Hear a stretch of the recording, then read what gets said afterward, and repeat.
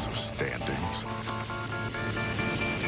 You circle it because of what it means. We are all ready for an ultimate clash between two college football giants. For more than a decade, In the air, LSU wins. this rivalry has been the bond Pass, Yeldon. Touchdown, Alabama. Daniels for the win. Makes the catch. where legends were made. Mark Ingram for Chase. Julio Jones. Back and forth. Headlines written Looking for LSU does it. Alabama again. and jaws dropped. How about that Crimson Tide? Tonight, every hope, every heartbeat, every hit carries that history. This isn't about polls or playoffs. It's about taking your place in one of the greatest stories the SEC has ever told. This is the game we saw.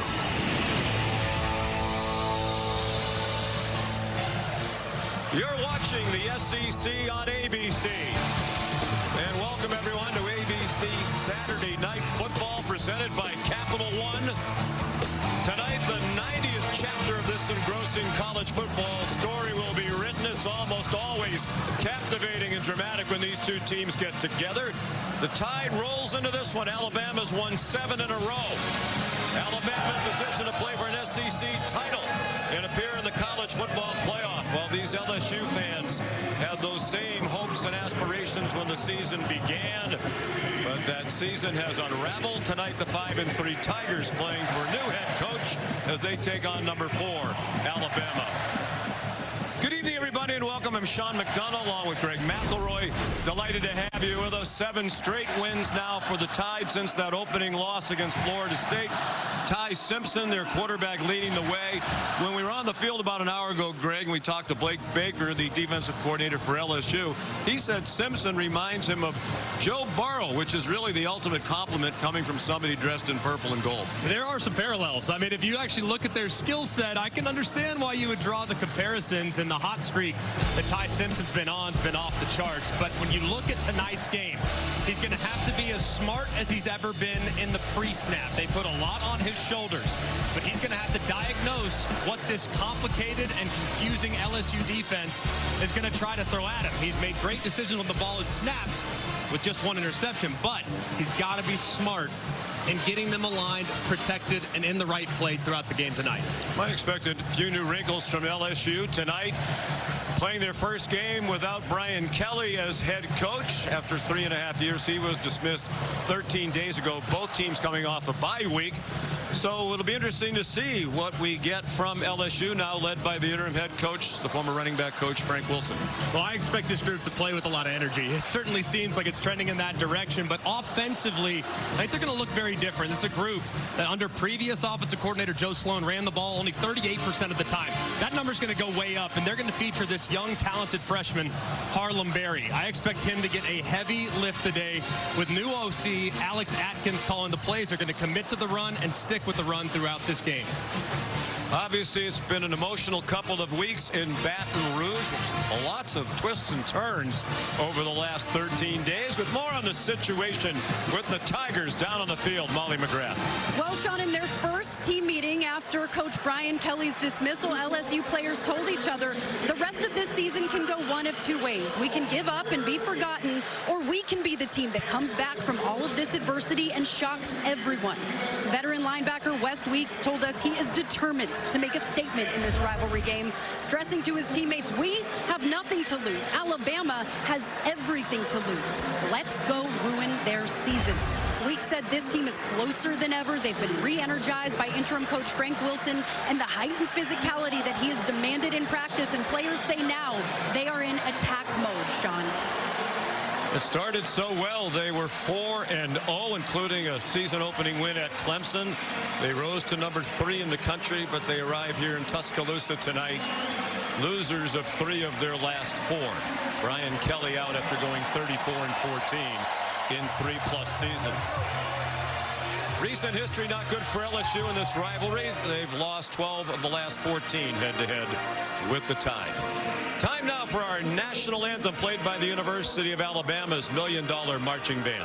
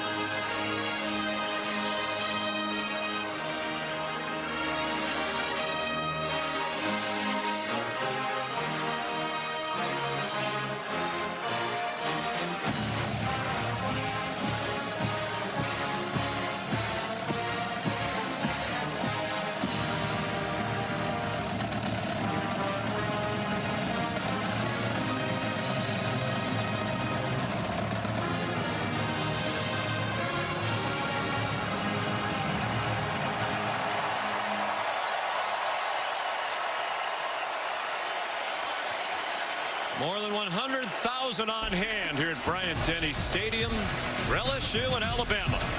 The Papa John's kickoff is next after these messages and a word from your ABC stations. The Papa John's kickoff. For a better game day, order ahead. And we welcome you back to Tuscaloosa, Alabama on a gorgeous night. Temperature near 70 degrees as we approach kickoff.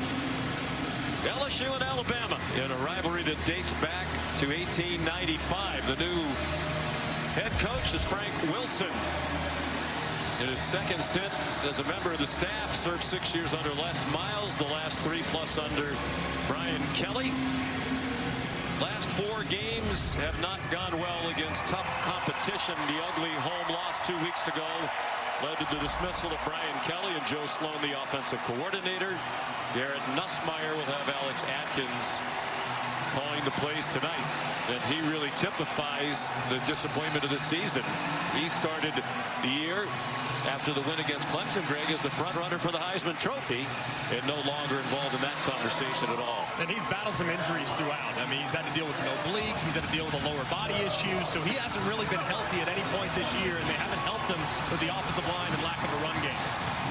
Kalen DeBoer has not lost a game in this stadium in his second season as head coach at Alabama. His team is 11-0 here under his leadership. Texas A&M a winner today at Missouri, so they're 6-0. Alabama is the only other undefeated team in conference play. So those two teams best positioned to play for the SEC title. Georgia winner today at Mississippi State has only one conference game left next Saturday night on ABC against Texas. Alabama takes the field. They've won 16 in a row here overall. That's the longest active home winning streak in FBS football.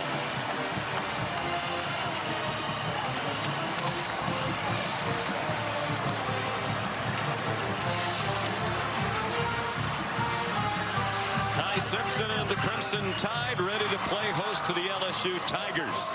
They've met every year since 1964. This has been the Papa John's kickoff.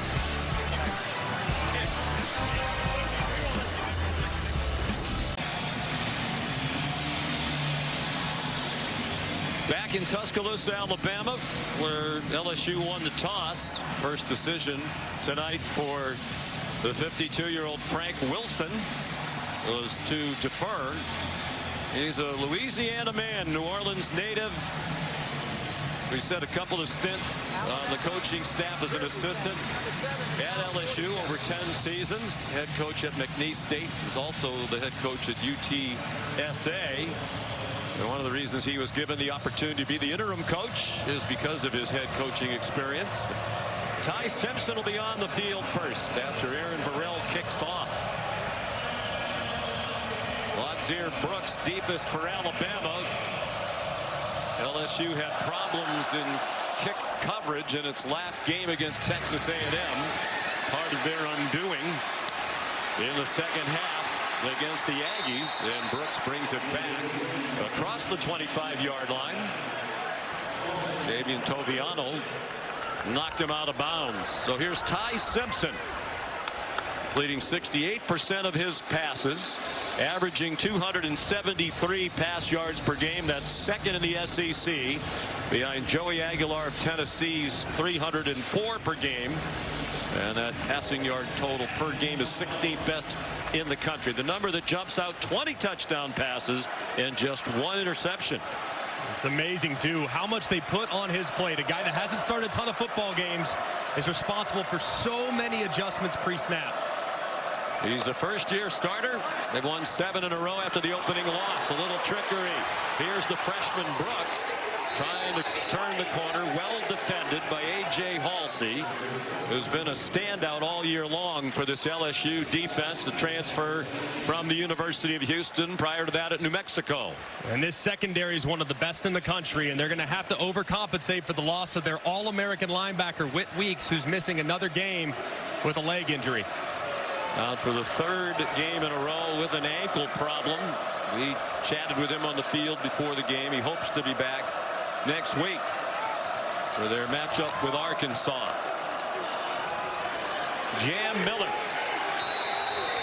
Despite their winning ways, the Crimson Tide has struggled to run the ball. That's true of both of these teams.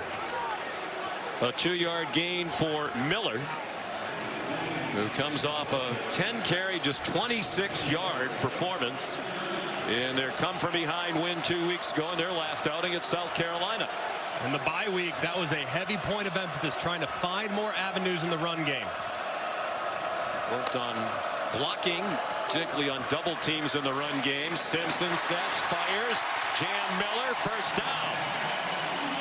Knocked out of bounds by Devon Keys, but he made it to the 38-yard line for a pickup of 9.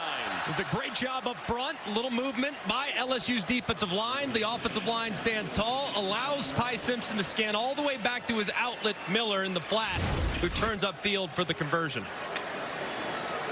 Simpson, number 1 in the SEC in passing efficiency and in completions per game. 22 completions per contest. Jam Miller just behind him. LSU showing blitz, and Simpson is checking. Blitz came late. It was picked up. Simpson on target, and the ball is caught by Ryan Williams for a 14-yard gain to the Tiger 48-yard line. And this is a great job by Ty Simpson here, adjusting the protection. It looked like strong safety blitz. They end up flipping it, going the other direction, but he beats it with the throw, gets it out on time. Blake Baker raving about many things about Simpson before the game, including his decision making. Very poised, very accurate.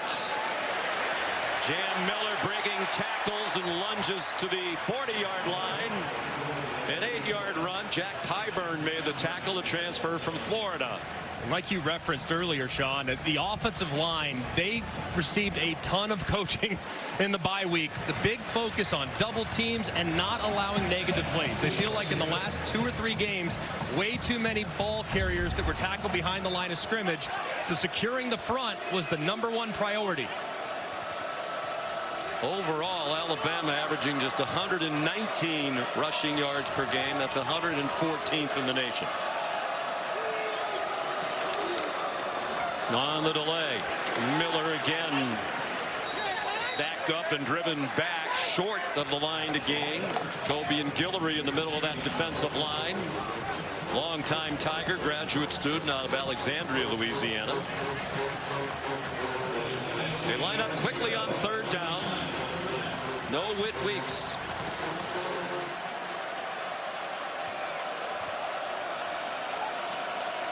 Simpson, keeper, and it doesn't look like he got it.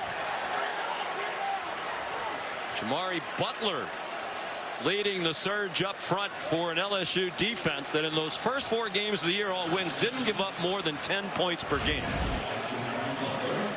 They were ready for it, too. I mean, they just couldn't get any movement off the left-hand side. And Simpson was stopped before he could get a momentum. They put Ty back in the shotgun now. They're going for it on 4th and about a foot. They move Jam Miller in position to take a direct snap. He faked it to Simpson. He did not get there.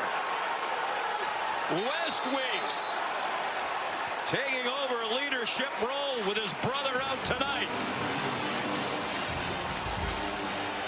Blake Baker said it's important for us to get off to a good start tonight with everything we've gone through, and that's a great start for the Tiger defense. And just a great effort by Weeks. He's right here. He has to fight through a lot of traffic as the right tackle Formby tries to get up to him. He stays to the outside, gets square, and drops Miller for a big stop. West Weeks, the older brother of Whit. Big stop for Blake Baker's defense. One of the best in the country to start the year, and then in these last 2 games, losses to Vanderbilt and A&M, they've given up 80 points. Movement before the snap.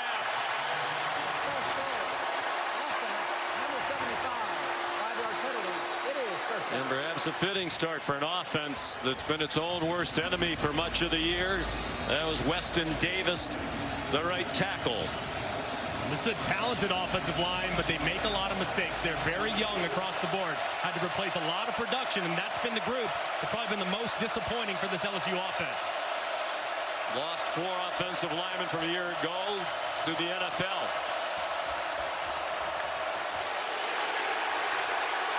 Harlem Berry, the ball's out! And it's recovered by Aaron Anderson at the 46-yard line. Ray Hubbard knocked it out.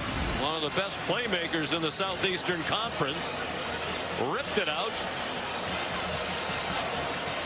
Turned out to be a break for LSU as they gain yardage as the ball bounced toward midfield. Yeah, great play by Bray Hubbard, but it was really aware there by Bauer Sharp and others to try to go secure it. Barry on Brown went in motion. Garrett Nussmeier to design roll on target. Nick Anderson to the Alabama 38-yard line, 17, and a first down. And this is not something we see an awful lot of from Garrett Nussmeier. Moving the launch point, throwing on the run. He's not a tremendous threat to run. He can keep you honest, but this is something they probably addressed in the bye week. We need to move the pocket, make some easy throws for our quarterback and get him started. A very good start for LSU. Caden Durham was their featured back for much of this season. Their leading rusher a year ago as a freshman. Nussmeier making his 23rd career start. 66% completion percentage.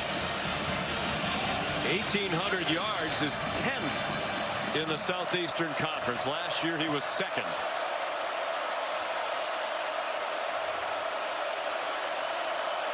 Offensive line in flux in front of him. A running game that hasn't done very much. He does have excellent wide receivers and a prolific tight end. Caden Durham dropped at the line of scrimmage by L.T. Overton, the senior from Milton, Georgia. And this has been the big problem for LSU this season is 3rd down. They're one of the worst in the country, 81st, but most of it is because they've been in 3rd and long. They have so many long yardage 3rd downs. It's hard to be good on the money down when you're averaging having to go 8 yards every single time you get to 3rd. Alex Atkins in the middle of your screen, getting some headset work, is the play caller, former play caller at Charlotte and Florida State. Nussmeier, nice throw on the run and a first down to Aaron Anderson.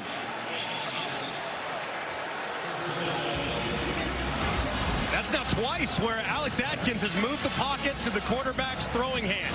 It secures the offensive line and protects them a bit and allows the receivers plenty of time to get upfield and work back to the quarterback where he found Anderson. 2 catches. One by Nick Anderson, the other by Aaron Anderson. 30th catch of the year for Aaron.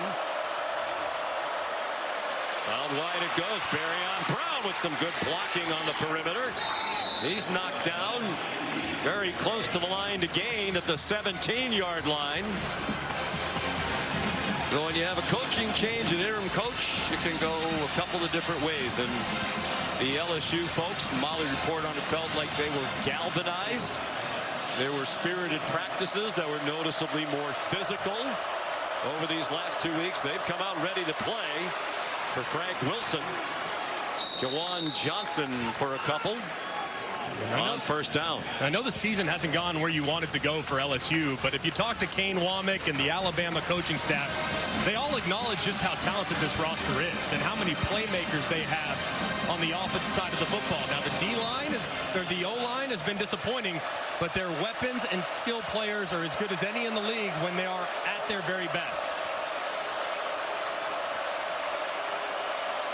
Nussmeier 3 for 3.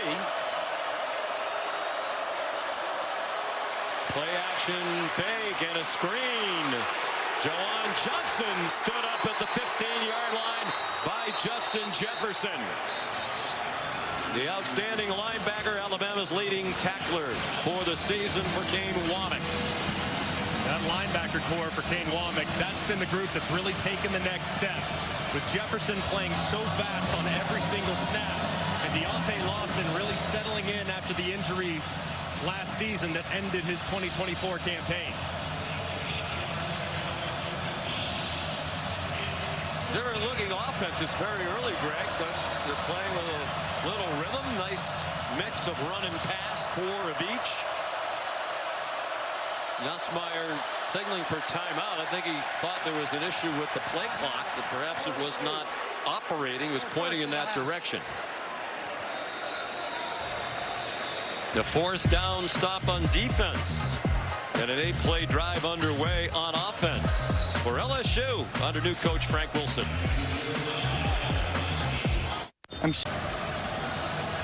One of the many problems for Garrett Nussmeier and the Tigers. 3rd down. They faced a lot of 3rd and longs. 39%. 13th in the SEC. 77th in the country. They've converted a 3rd down and 8 on this drive. This is 3rd and 7. At the Bama 15-yard line. No score. 5.5 to go first quarter. As this season has gone along, Trey'Dez Green, their tight end, has become a real weapon. He'd be the guy I'd be looking at the end of the line of scrimmage on the right.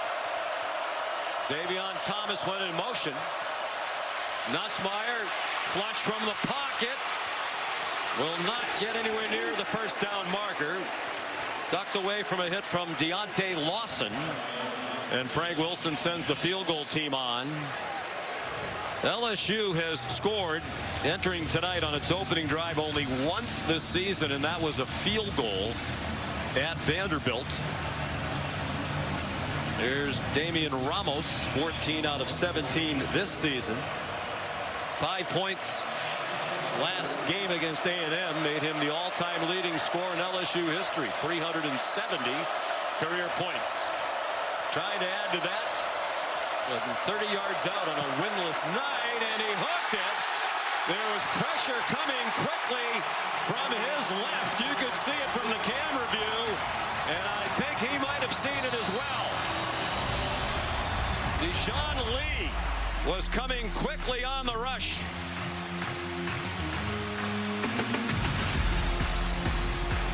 Still no score.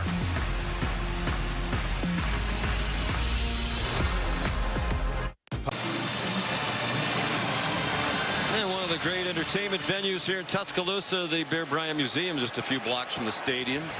Deshaun Lee timed it perfectly, taking off right on the snap, and it certainly looked like that might have influenced Ramos, who had made 13 of his previous 14 field goals. That's his first miss from inside of 40 yards this season. So no score. Everything going LSU's way early. See if that missed field goal is deflating. Jeremy Bernard's wide open at the 40. And he's across midfield. A strike thrown by Ty Simpson. And a 33-yard gain for Alabama. Just a thing of beauty for Ty Simpson. He is the best in-breaking route thrower in college football. The timing, how he anticipates the windows, puts it right on Jeremy Bernard for a big play. Daniel Hill is the running back. He's been seeing more and more time at running back in recent weeks. Powerfully built at 244 pounds, and also a good receiver. He had 4 catches in the win at South Carolina. And right on cue, he drops the ball. Announcer jinx number 1. More to come. Here's Molly McGrath. Well, LSU D coordinator Blake Baker urged his defense to respond to adversity, telling them good start, but stay on their necks. When they get a first down, respond. Play with this confidence. Hold on to this confidence, and we have them where we want them. And Baker showed his defense highlights of them playing with confidence and dominance earlier today to try to get their swagger levels up, Sean. And then he's been surprised by the fall off in the defense. Some of it injuries, particularly to Whit Weeks. Some of it's better competition. But he knows they're capable of much better than they've shown the last couple. They defended that screen pass very well over the head of Hill. It looked like a throwaway by Simpson. Well, just goes to show you what Blake Baker thinks of Whit Weeks. He actually told us in the meeting that losing Whit Weeks at linebacker is the equivalent of losing an All-American quarterback. Just with the presence he has, the emotional leadership he displays, and the plays he makes on the field. And Whit Weeks was a preseason All-American. 3rd down and 10.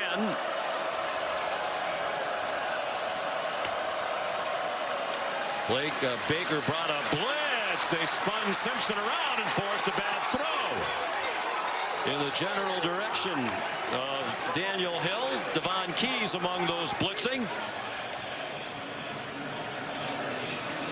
And Much happier sideline than we saw at the end of their last game 2 weeks ago against A&M, when it was as glum as it could be. And this is a double ace. You got 2 linebackers walked up. One of them's coming. One of them's going to back out, depending on which way the center slides. But then you got to account for the guys coming off the edge. And it was the unblocked defender off the left-hand side that forced the process for Ty Simpson and results in a throwaway. Blake down on the punt. Xavion Thomas back deep.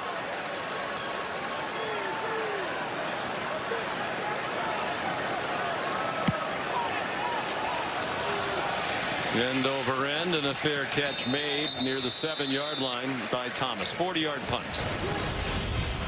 You're watching ABC Saturday Night Football, presented by Capital One. Sean and Greg. Auburn, one of 4 SEC teams being coached by an interim head coach, now DJ Durkin. The offense came to life today for Auburn and struggled all year. And it's Durkin's defense, which he's done such a great job with, that struggled today at Vandy. Nussmeier handed it off to Harlem Berry for a 1-yard gain. Last season, Nussmeier threw for more than 4,000 yards, second in the SEC to Jackson Dart. He had 8 300-yard games. The most he's thrown for this year is 273. Hard to explain. It's really tough. The injuries are a part of it, but he's also missed a lot of layups. He's had guys open and just hasn't made the play. So a little sharper so far here in the first quarter. Abdominal injury early affected his throwing, and he's taken a beating behind this offensive line. Dijon Lee throws down Xavion Thomas out of bounds. You saw Nussmeier with his arms outstretched asking for a flag, and there isn't one. Looked like that official, too, grabbed his belt just for a half second, thinking about throwing it, but decided against it at the end. Here. Well, what's that? Yeah, I mean, that's completely unnecessary, in my opinion. I'm surprised it didn't result in a flag. Yeah, that's crazy. I mean, he's way out of bounds. He throws him down. The official was turned around marking the ball. I'm not sure he saw it, but there are other officials out there who should have seen it. Blatant miss. Middle screen to the tight end, Bauer sharp. The ball punched out of the end of the run. And Alabama has it at the 24-yard line. Nakai Hill-Green knocked it out and recovered it for the Crimson Tide.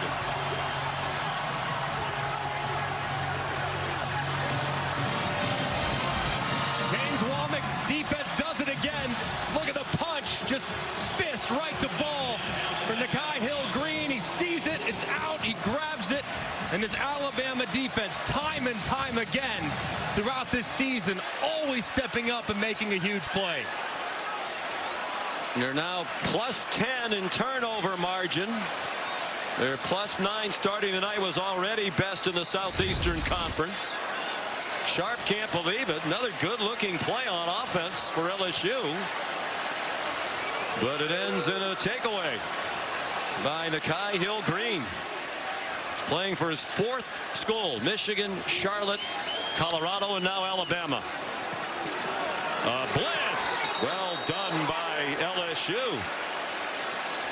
A.J. Halsey and Devon Keys there for a 3-yard loss. Bauer Sharp still in disbelief that he lost the football. And his defensive coordinator, Blake Baker, on the sudden change, saying, let's stall this momentum right now by bringing another safety blitz to drop Alabama behind the line of scrimmage again. Obviously an unsettling time for these LSU coaches, wondering what the future is going to bring. Don't think Blake Baker's going to have to worry about it. He will have a number of suitors when this season is over, especially with all the coaching changes coming. Simpson couldn't find anybody. Sends it out wide to Jam Miller. Dropped the ball.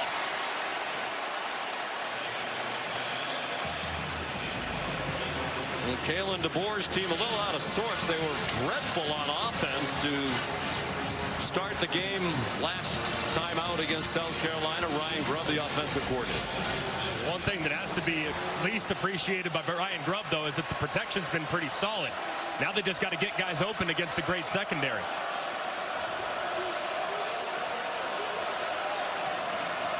Third down and 12, a minute and a half to go in the first quarter. LSU's got a safety up kind of to the left-hand side, looking like blitz. Here it comes. And they chase Simpson. He runs away from it. Throws on the run. Incomplete. At the side of the end zone. Well, in the situation you're in, if you're LSU, why wouldn't you take chances? Sharp feeling better now as the defense rises up. But given the situation they're in, why not go all out? Well, they just bring the house right at the middle. You know you can't block them all when they bring everybody. Ty Simpson does a good job of escaping the initial pressure and trying to make a play. But the coverage on the back end from LSU continues to be very strong. Connor Talty will try one from 45 yards. Alabama doesn't have enough men on the field. William Sanders runs on late, but the play clock. And now Talty just taking his steps and going into his routine, and Kalen DeBoer calls a timeout. Alabama takes its first college timeout of the half. 30-second timeout. Well, it's been exciting and interesting. It hasn't always been pretty if you're these two coaches. Next week, more SEC action on ABC. That's going to be the case every week, so just plan accordingly. We'll be back here at 3:30 Eastern time for Oklahoma. Ranked number 12, so right on the fringe of the college football playoff. Great chance for a resume enhancer against Alabama. Then Texas and Georgia at 7:30, another huge SEC battle. That'll be the last conference game for Georgia. They'll try to post 7-1 and hope that something happens to Alabama and Texas A&M, the two undefeated conference teams. What a dominant performance of the Bulldogs today. I mean, going to Starkville after an emotional, physical win the week before and getting a win like that, very impressive. Connor Talty. That one is right down the middle.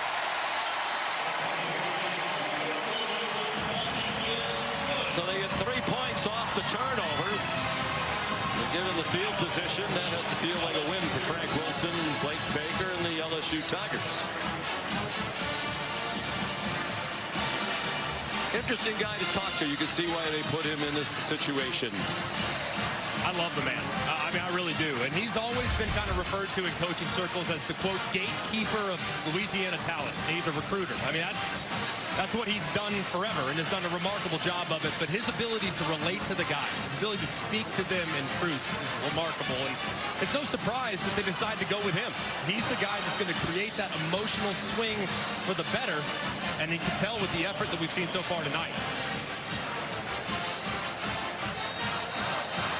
And it's a staff that has retained its cohesiveness, rallied around Frank Wilson. Blake Baker had asked for more physical practices, particularly more tackling against the run, and Frank Wilson gave him that, and I think that's already paid off for the LSU defense tonight. Yeah, and I think that this defense, they played pretty well all year. They had a really bad half against Texas A&M, and that's what everyone is going to remember naturally, but it's a very talented group, and I think Blake Baker and that renewed emphasis on trying to run the football and be physical against the run will pay dividends throughout the rest of this season.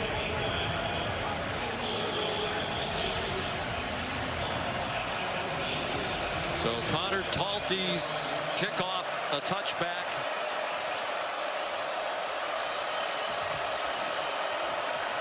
Play action pass, and it's a screen. They go right back to Sharp. There's a flag thrown as he goes down after a 6-yard gain.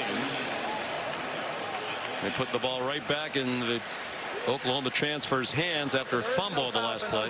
Player downfield. The ball was caught behind the line of scrimmage. Matt Leffler is the referee, leading the Southeastern Conference crew. We've gotten used to interim coaches in recent years. At LSU, Wilson's the fourth since 1999. That was Hal Hunter, replaced Jerry DiNardo for the regular season finale. There's Verge Osbury, longtime administrator at LSU, just named the new athletic director. Scott Woodward was fired in the aftermath of his firing Brian Kelly. It was a wild and wacky 2 weeks in Louisiana. It certainly was. It's always entertaining, but it still remains as coveted a job in college football. The talent, the access to resources, and just the success that so many coaches have had in the last 2 decades. Yeah, it is about as colorful as any college football program there is. And Brian Kelly dismissed. I don't think that was that big a surprise.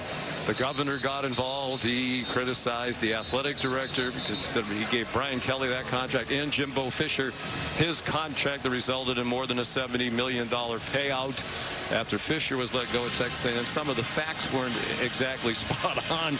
There was some question about whether Verge Osbury really was the athletic director or the interim, but it seems to have settled down. I think they're off to a really good start here tonight. I like what I've seen so far. I like the offensive plan. I like the balance they're trying to create. And this is an audition for Frank Wilson.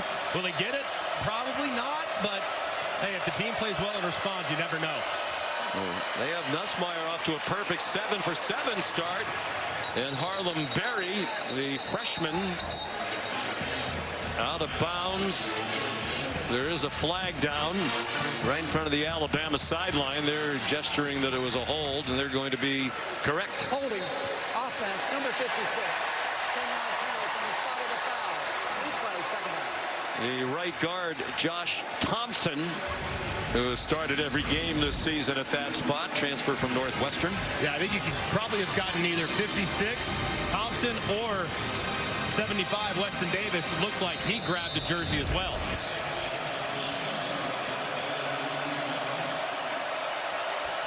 So 2 penalties on LSU. They've had a turnover.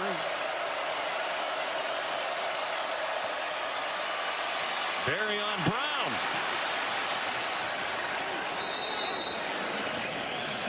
Out to the 33. Might be the last play of the quarter. 88 yards of offense for LSU.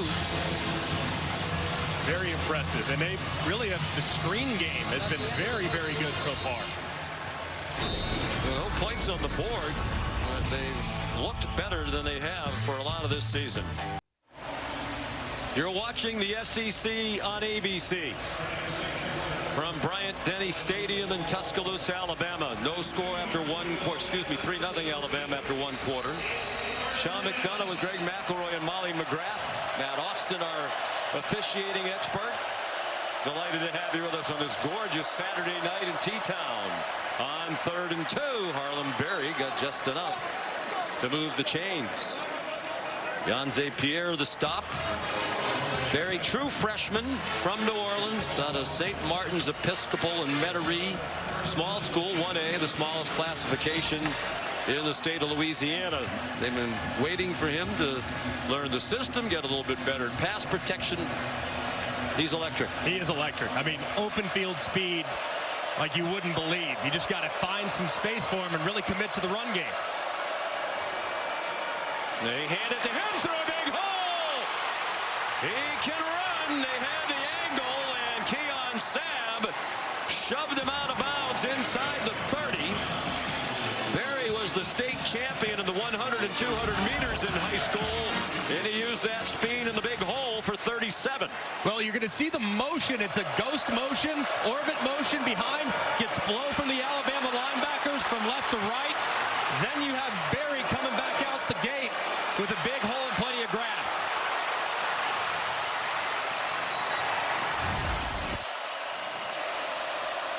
Berry out for a moment to catch his breath. Caden Durham is in.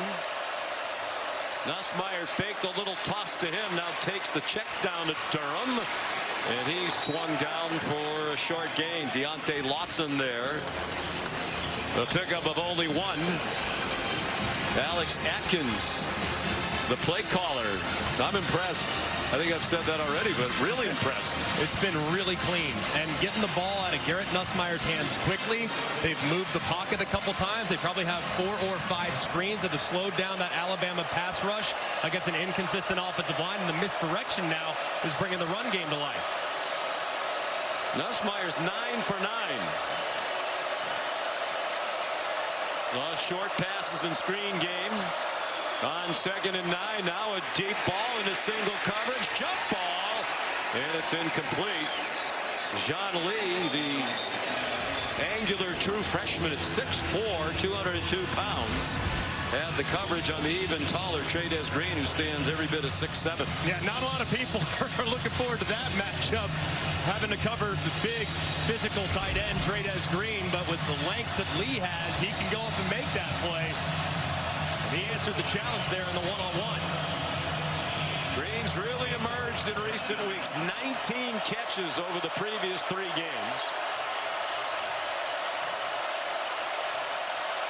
3rd down and 9. They're in field goal range. They send Green in motion.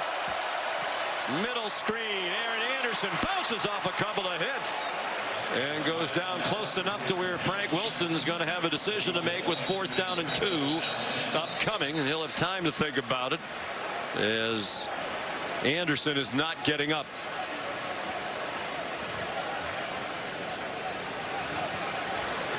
Timeout for an injured player. It would be a big loss. Anderson, an outstanding receiver.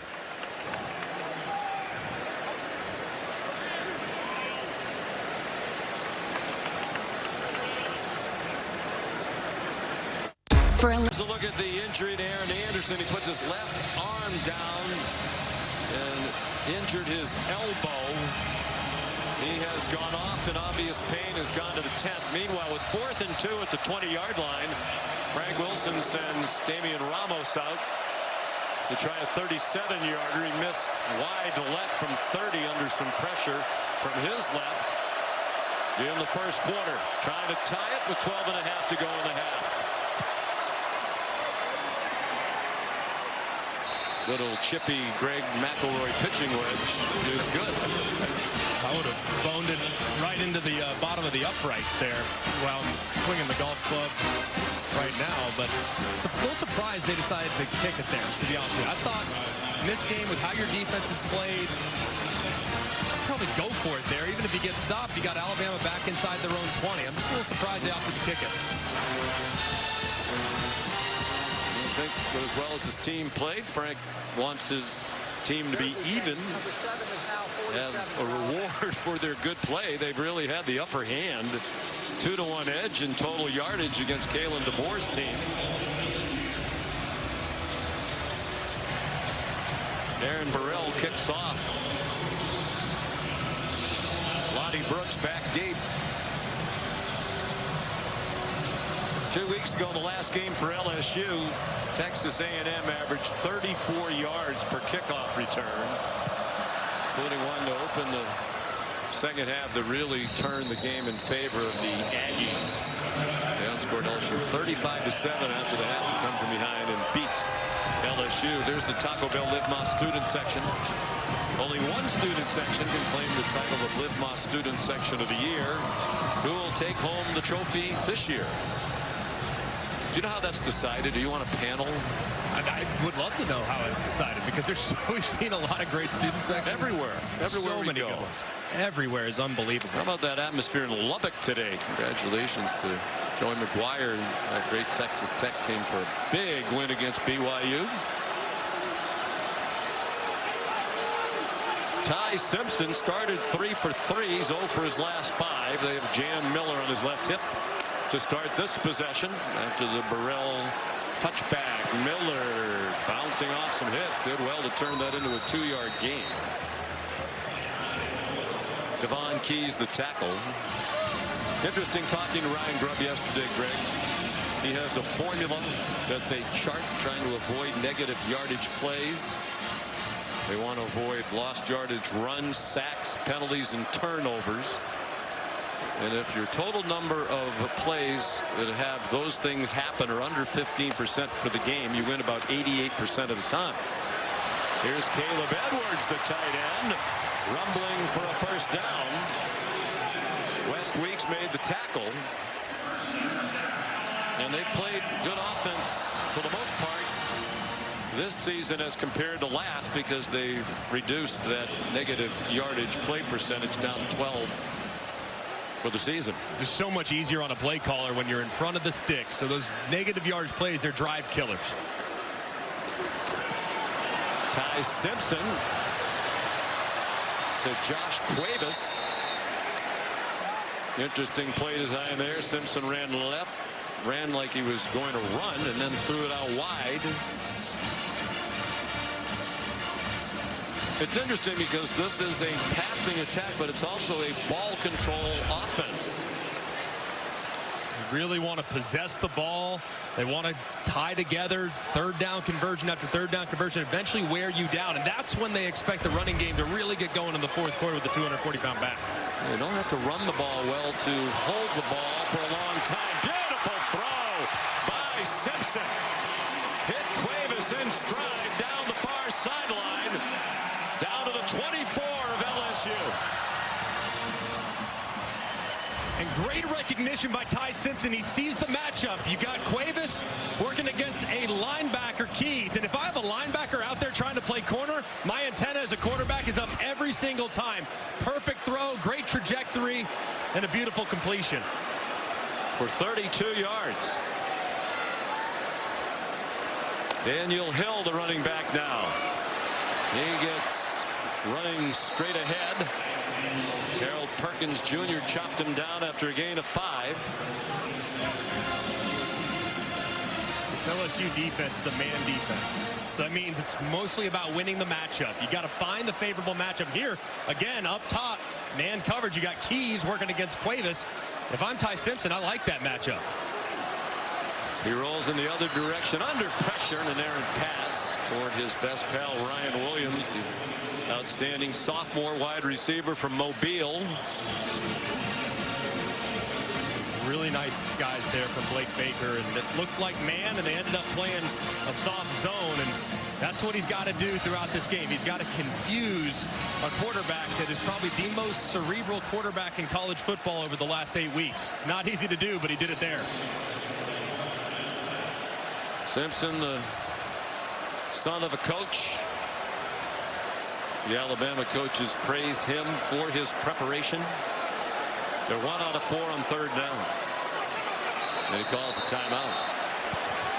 Ty has already told Kalen DeBoer he intends to have his job someday when he's done playing in the National Football League.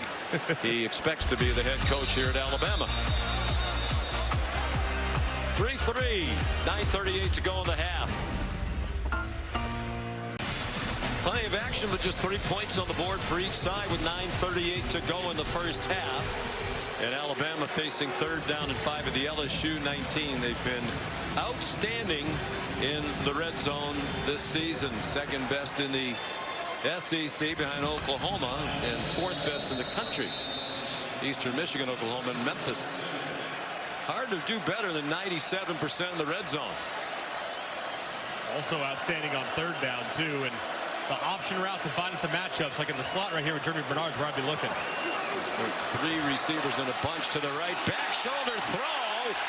It looked like it was caught anyway by Bernard, even though he was interfered with by P.J. Woodland.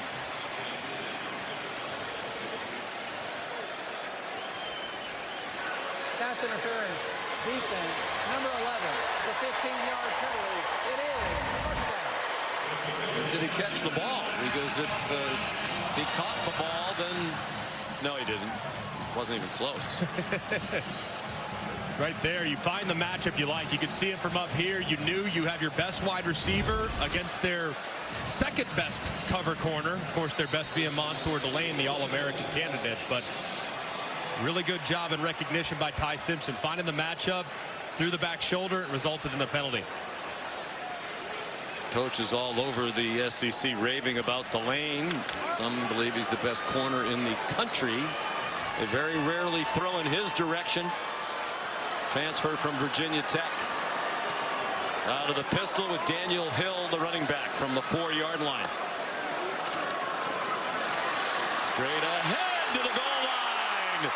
No signal yet. Now a touchdown.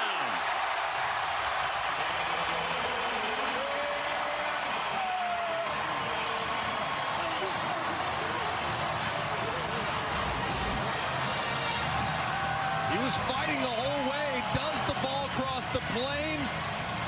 Right there. Looks like both knees were up.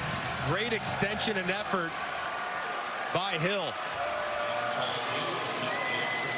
His second rushing touchdown of the season. And the first touchdown of this game for either side, capping a 75-yard drive in 7 plays. Hill's a sophomore from just west of here in Meridian, Mississippi. Talty adds the extra point. It's 10-3, Alabama.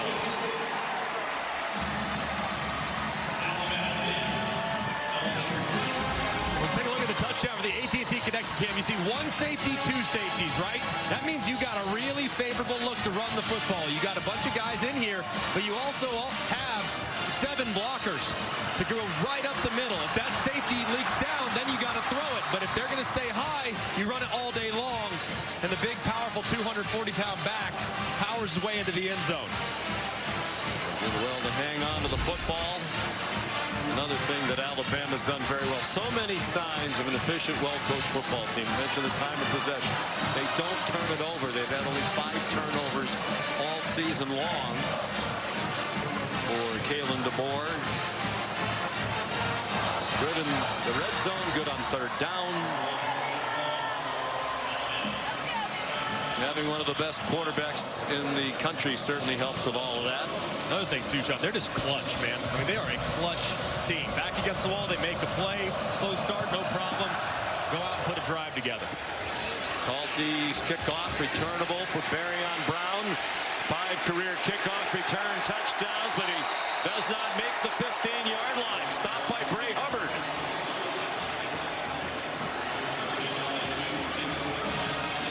Here's Molly McGrath. Sean, I'm told LSU wide receiver Aaron Anderson hyperextended his left elbow. Athletic training staff put a brace on the left arm. Anderson did some push-ups, put weight on the arm with no issue, and told teammates he's fine and he will return. Started his career here at Alabama, so you know this one probably means a little bit more to Aaron Anderson. Not on the field at the moment. Jawan Johnson is the running back. Xavion Thomas shifted to the side of Nussmeier, and they were ready for him. Banged down by London Simmons. Alex Atkins needs to continue to stay committed to the run game, but things need to happen a little bit quicker. Right there, slower developing. They try to get Thomas. Anytime Thomas in the backfield, the defense's antenna is up. They need to get some of those quick throws and perimeter runs and hit them quickly if they're going to try to establish it outside the tackles.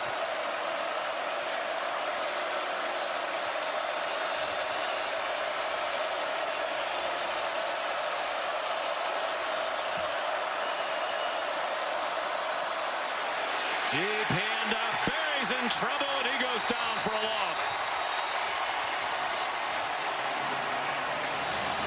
Deontay Lawson and Edric Hill.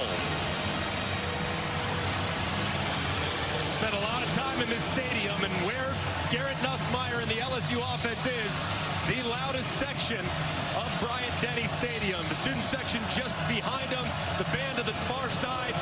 Communicating will be very tough in this part of the field.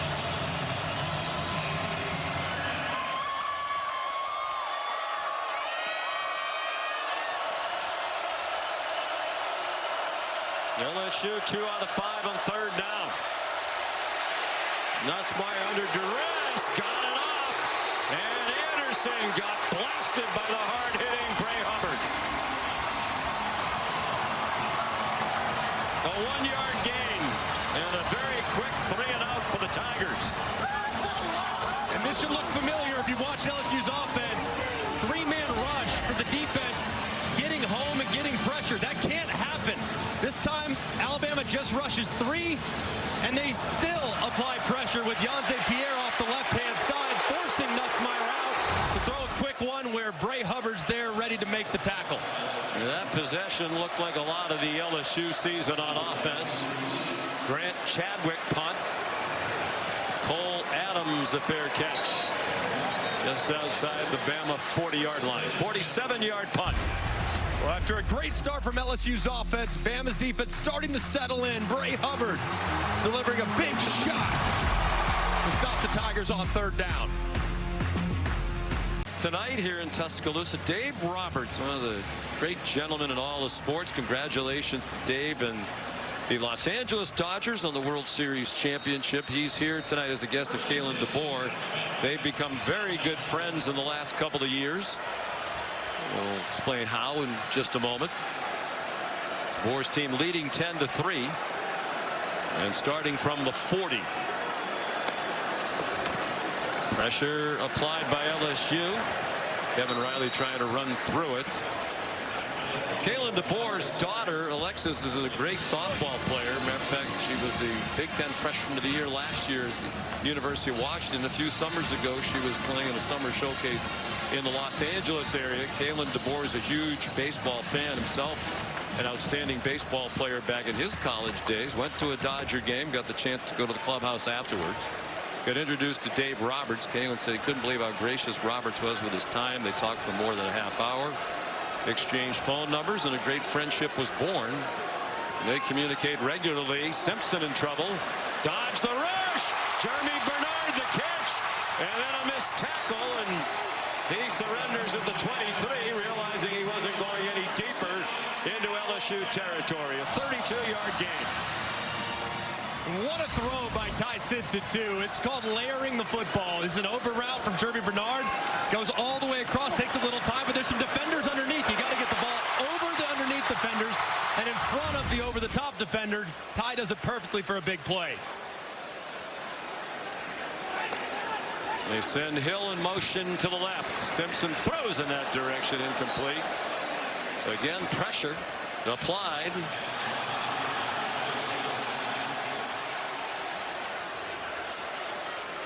There's Nick Sheridan, who's the quarterback coach, and Kalen DeBoer quick to give Nick Sheridan a lot of credit for the development of Ty Simpson. I think what Nick Sheridan was asked to do, he was the play caller, offensive coordinator last year, and when they hired Ryan Grubb, they gave the play calling duties to Grubb naturally, and Sheridan selflessly said, I just want to be a part of this team. I'm going to help this young man, Ty Simpson, reach his potential. Nick Sheridan, one of the unsung heroes of this roster.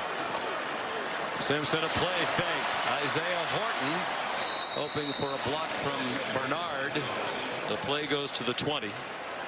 Another thing on Nick Sheridan, too. I mean, I think when you have a guy, a professional, that has the play calling duties stripped, it's a great example to set to the locker room. A tremendous example. Hey, look, guys, it's not about me. It's not about my ego, my responsibility. My job is to win. My job is to be the best that I can be for this team. I think that sends a great message throughout the locker room, and Sheridan's selflessness on full display this year. He's a very highly regarded coach. Ryan Grubb is elite among offensive coordinators in college football.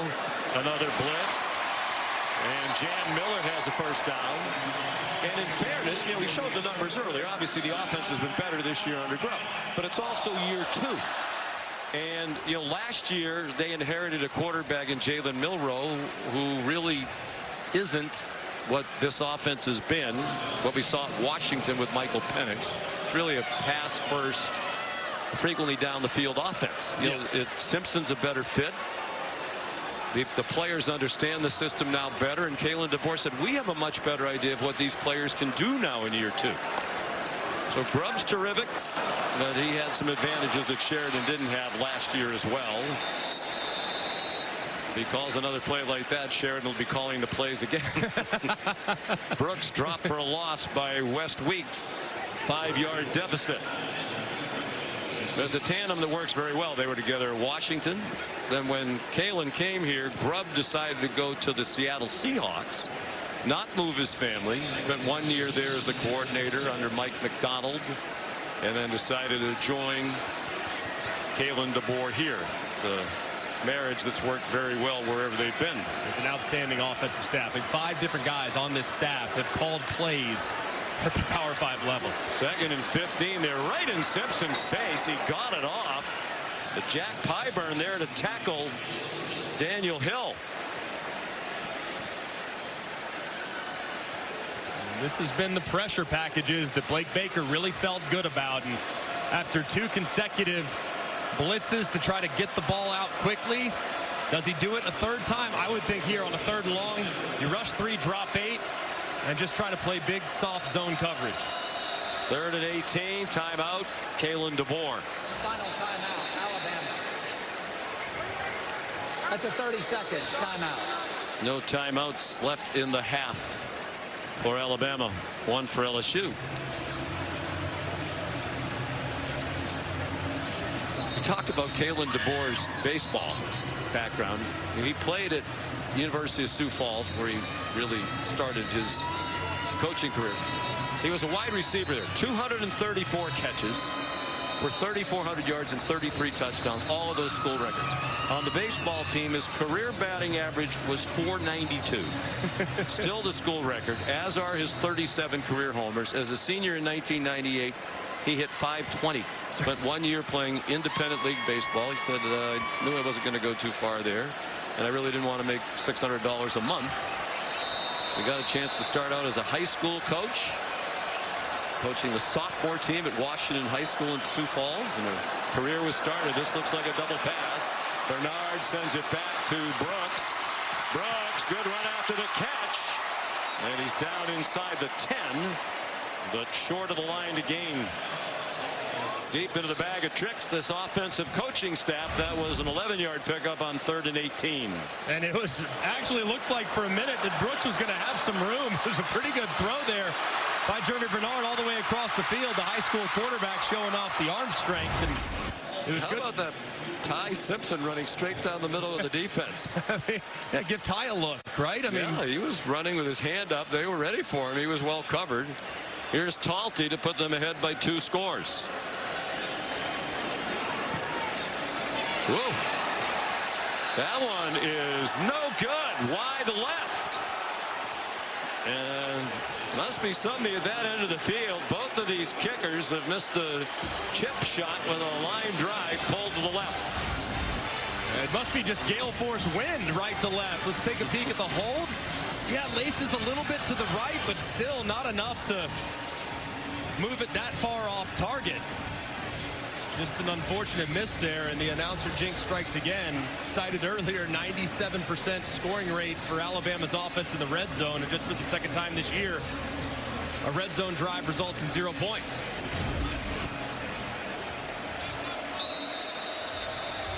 I will accept the blame for that.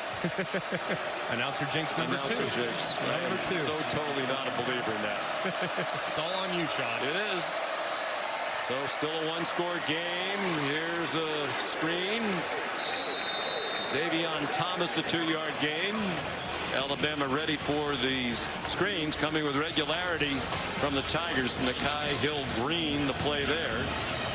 They line up quickly. They want to get another snap before the 2-minute stoppage with only 1 timeout left. You don't need to be in a huge hurry either, because if you get stopped here, Alabama's been one of the best 2-minute teams in the country, so you do not want to kick it back to the tie with any time left, because they can go down and steal some points.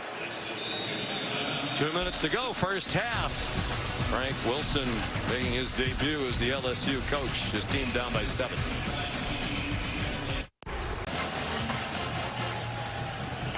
Stay tuned for the Capital One halftime report. Kevin Negandhi and Booger McFarland. Very exciting game around the country today. A lot of exciting games in the top 10.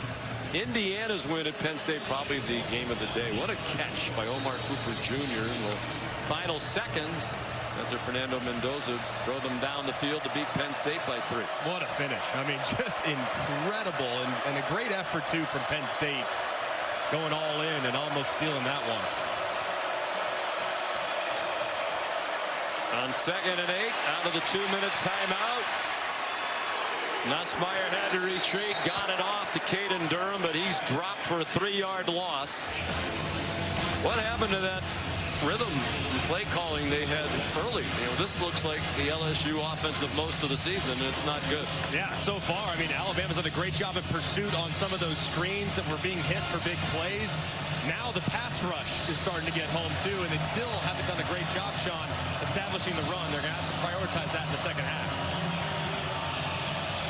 We're told we might see Michael Van Buren Jr., the backup, more than he has played in the past. Haven't seen him yet. Nussmeier is 13 out of 14 passing, but just 76 yards. A lot of short stuff. Dancing around. Finally had to get rid of it with James Smith right in his face. Just couldn't find anybody open.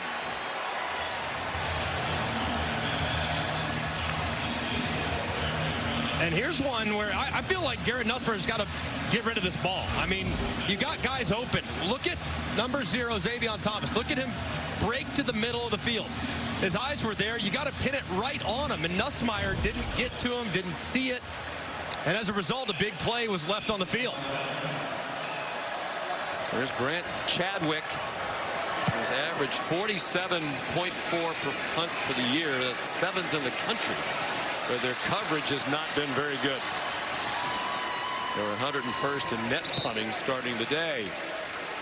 Aiden Anding made the tackle on that punt of 59 yards. Let's take a look at who's bringing the heat. Brought to you by Sonic, and it's Ty Simpson. Just the accuracy off play action here.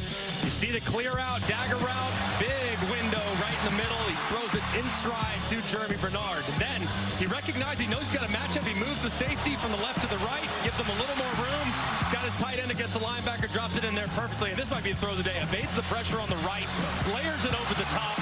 Hits Jeremy Bernard just before the defender arrives. He is really settled in here after a little bit of a mixed start with the pressure LSU was bringing.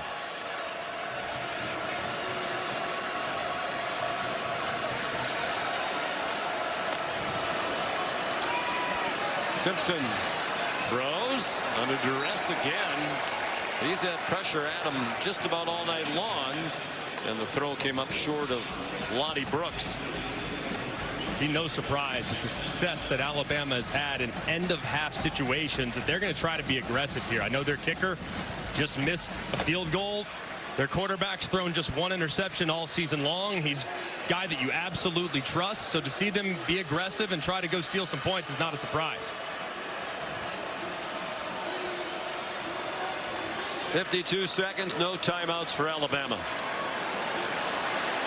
Pyburn applied pressure. Dig throw! Brooks runs under it. Lost the ball, but he was down. He got behind P.J. Woodland for a 53-yard gain.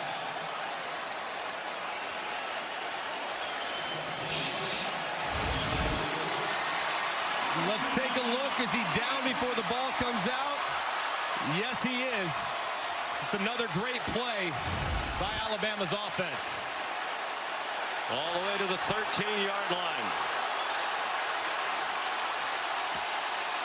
Confusion on both sides of the line of scrimmage. Still 7 on the play clock. Simpson end zone. Ryan Williams. Touchdown.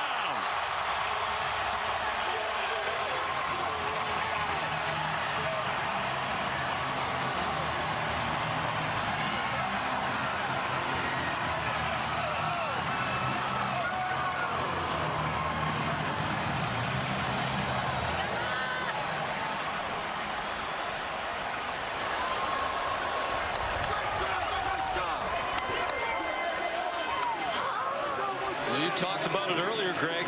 Alabama's so good at the end of half situations. Simpson, the 13-yard touchdown pass to Ryan Williams. 4th TD of the year for Williams.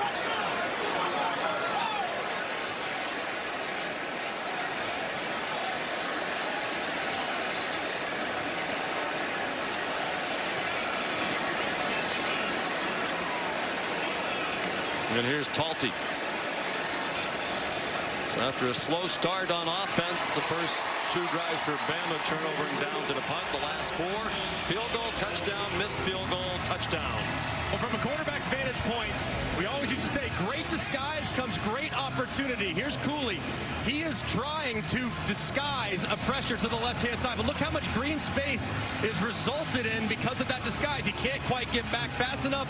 Ty Simpson sees it immediately, and he absolutely throws a dart high, exactly where it needs to be to Ryan Williams, so he can go up and just pluck it out of the air. Just a thing of beauty, taking advantage of the disguise by the safety to give up that grass.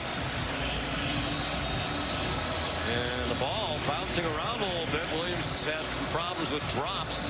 Managed to corral it before it touched the ground. Ryan Grubb and the offensive staff pleased with that performance. Barryon Brown can't return that one. It lands in the back of the end zone. A touchback for Talty. What did we just say? With great disguise comes great opportunity. You're going to see Halsey drop back into a two-shell, but get pulled up by the receiver underneath. It's called a grab route. Goes up, you grab the safety, and that's all you're looking at as the quarterback. What does the safety do? If he sets his feet and stops, I got one-on-one over the top, I take the shot. You see his eyes start right there on the grab route and then relocate immediately to find Brooks. That was just beautiful execution and finish by the Crimson Tide. 21 touchdown passes for the year for Ty Simpson with only one interception. He throws for 199 in the first half. 4 completions of 30 yards or more. And he heads to the locker room with his mates with a 17-3 lead. Here's Molly with Kalen DeBoer. Coach, what did your offense do well during that touchdown drive to end the half? I mean, Ty just, did what Ty does, cut it loose, and guys making plays. Nice play by Lottie, nice play by Isaiah there. So, we just need to do some of the simple things throughout the game. Snap it so we can kick a field goal, those type of things. And so we just got to be better there. What's your message to your defense about what they need to continue to do to quarterback Garrett Nussmeier in the second half? Yeah, we've got them. They're trying to throw it underneath a lot. Obviously, we got to be ready for down the field throws with the score now being what it is a little bit more. And so, just keep stopping the run. That should be where it starts. And then we just got to make sure we continue to attack the quarterback. Thank you, Coach. Sean. Kalen DeBoer undefeated here at home as Alabama coach with a 14-point cushion at the break. 17-3 Alabama. Let's send you to the studio for the Capital One halftime report with Booger McFarland. Here's Kevin Nagandi. ABC Saturday Night Football presented by Capital One. Getting ready for the start of the third quarter. Alabama leading LSU 17-3. Ray Hubbard in the defense doing its job well. Ryan Williams, a late touchdown, 22 seconds to go in the half to account for the 17-3 margin. LSU will get the ball first to begin the second half. Connor Talty about to kick off. Sean McDonough, Greg McElroy, Molly McGrath. Our producer Brian Ryder, our director Jeff Evers, and our great ABC crew. It's a touchback. Let's look at tonight's playbook brought to you by Modelo, and it's been Alabama's offense responding very well. It was Daniel Hill, first touchdown of the game to give him a 7-point lead. Then late in the half, Ty Simpson, a beautiful throw over the top to Lonnie Brooks to give them the opportunity to drop back and throw it again on the very next play to Ryan Williams to give them a 2-touchdown lead going into halftime. Just flawless 2-minute execution from the Tide offense. Garrett Nussmeier and LSU started well, but it went south in the second quarter. And a flag before they snap it here for a false start. Offense, number 77. 5-yard penalty. It is first down. And we heard Kalen DeBoer tell Molly on the way off the field they started to do a much better job, Alabama, defending all those short passes from LSU. So what does LSU do to get the offense going now? Well, I think they need to still stay committed to the run game, but they need to utilize some misdirection. They had some success with that. A big play by Harlem Berry earlier in the half with misdirection, and they need to move the pocket again. The pass rush is struggling. Here's a move right now. And perhaps throw the ball down the field. It's been a lot of dink and dunk. Bauer Sharp the catch and a 5-yard gain. Here's Molly. Well, I talked to LSU coach Frank Wilson about what their offense needs to do in this second half, and he really emphasized we have to finish drives. We're moving the ball well, but we're not finishing with touchdowns. He said we have to do whatever it takes, whether that's pass plays or run plays. He wouldn't comment on whether or not they'll fully commit to the run in this second half, but his message was all about finishing. Told his team this is a heavyweight fight. It's going to take all 4 quarters, guys. Well, they said they'd get the running game going. Both teams had that objective out of a bye week. Neither team ran it well in the first half. 55 rush yards for LSU, just 34 for Alabama. But Alabama's been winning without the run. LSU has not. Good throw by Nussmeier. Nick Anderson spins out to the 41 with a 15-yard pickup. And a first down, and he's slow to get up, grasping at his right knee. Timeout for the injured offensive player.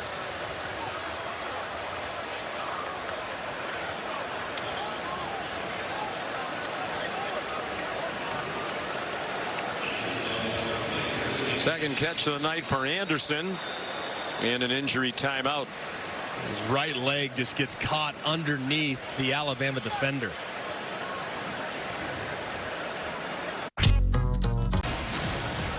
He's always busy, but this is a particularly busy time for Adam Schefter. Tuesday was wild, especially as a Jets fan. It was kind of heartbreaking and also uplifting at the same time. Garrett Nussmeier, after Anderson was taken off the field. 1st and 10 LSU. Opening minute and a half of the second half. They're at their own 41. Harlem Berry out for 5 yards to the 46, tripped up by Deontay Lawson. You can see Nick Anderson out of the 10, monitoring whether or not he can return to the game. But that run play there, that was kind of a counter run where you see 2 different pullers along the offensive line. That's Alex Atkins' bread and butter. They didn't really do a lot of that there in the first half. I would imagine they'll try to get to it now here in the second. Nussmeier 13 completions in the first half for just 76 yards, 5.4 per completion. There's a ball down the field, caught. Xavion Thomas staggered backwards inside the 35 to the 34 for a gain of 19. This was nicely done, well protected to allow Nussmeier to find Thomas in the hole. They run quickly to the line of scrimmage. Caden Durham, the running back.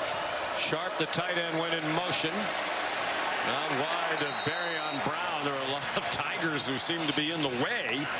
Justin Jefferson and Keon Sapp there for the Alabama defense. Now they've done that play time and time again, and Alabama continues to trigger very quickly.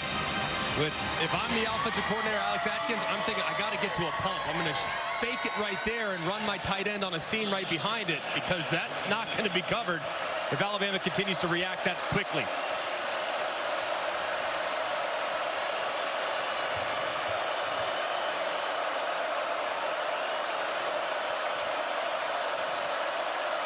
Kyle Parker went in motion and reset at the left. Play fake to Durham. Nussmeier has some room up the middle, lost his helmet, and a flag thrown by every official within 50 miles of Tuscaloosa. Jordan Renaud, I'm guessing, yanked his helmet off with a face mask. I think that's a safe bet. Personal foul, face mask, grabbing the helmet opening. Number 11 on the defense. 15-yard penalty from the previous spot. The quarterback may stay in the game due to the helmet foul. Man, I mean, that was violent right there. And Nussmeier, you see his head go all the way to the side. And goodness gracious. And I don't mean to chuckle at that. I'm chuckling at people who are looking at the replay on the board and questioning the penalty call. Yeah. A serenade of boos was unexpected from those wearing crimson and white tonight, but the correct call absolutely is Nick Anderson being taken off on the back of a golf cart. That's not good. Nussmeier battered all season long. Sends it in the flat to Xavion Thomas, who lowered his head and slithered down to the 15-yard line. 7 more. Good-looking drive here for LSU as it tries to score its first touchdown under Frank Wilson. I really like how far they've kind of mixed it up this drive. They're moving the pocket. They're going with bootleg. That's the misdirection we talked about a little while ago. Now all I want to see is one of those pumps on a smoke screen, because that's going to be wide open if Alabama continues to play those screens the way they have. Thomas went in motion. Harlem Berry threw a hole. First down. First and goal at the 8. Justin Jefferson the stop. This is reminiscent of early in the game. Little rhythm. Maybe not so much from those signaling.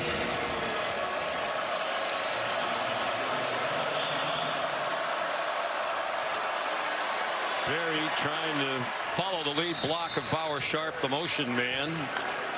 Nothing doing there. They'll credit him with a 1-yard gain. Trying to figure out why is Trey-Des Green not in the game now? Here he comes. I mean, he's the weapon in this part of the field, and he's become a weapon over the last month.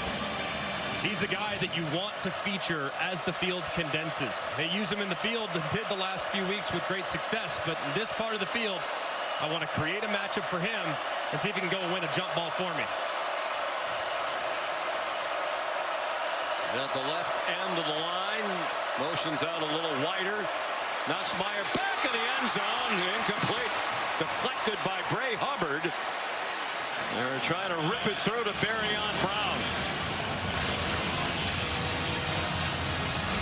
Kind of used Trey-Des Green as a decoy, but this ball's late and it's low. This ball has to be earlier and high so the receiver can go up and make the play, and it's nearly intercepted.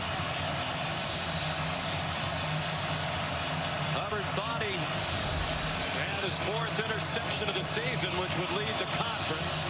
Brown's on the sideline. They're playing without Aaron Anderson, who injured his arm earlier. And no Nick Anderson at the moment.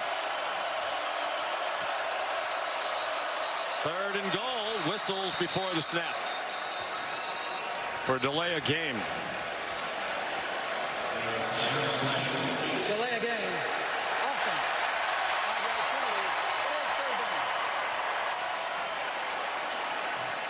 Just tough right there as they're trying to get some motion, but late getting out of the huddle. And the operation remains the same, though. I want to find Trey-Des Green. I don't care if he's double covered. Throw it up. Give him a chance to make a play. 6'7". He's the weapon that you have to feature in this part of the field. And the play clock's running at 10. They're still in the huddle. The play clock is at 5. They just got a delay a game penalty. They should have another one. And they call a timeout instead. First charge timeout. That's LSU. awful. That's inexcusable. Yeah, can't happen. Not when the yards are so precious. You've had such a great drive to get to this point of the field. And look, Frank Wilson's been a head coach, but the responsibilities on the sideline got to be way more aware of where the shot clock is at, the play clock, as it's starting to tick down. I think we're both personally fond of Brian Kelly and appreciate what a great coach he's been, but I have a feeling he wouldn't have patted Nussmeier lovingly on the side of the head as he came to the sideline. There would have been, Frank Wilson did. There would have been a spirited conversation, as we always describe it. I mean, it should be relatively simple, though. I mean, get up to the line of scrimmage, motion Trey-Des Green, find a matchup for him. I'd love to put him on the move and throw it high in the back of the end zone to see if your 6'7" weapon can go and get it. 3rd and goal from the 13-yard line. Aaron Anderson is on the field. He went in motion to the left. 3 over there for Nussmeier. Nussmeier retreating right into the rush. He thought he was heading in the right direction. It was completely wrong into the arms of Yanze Pierre.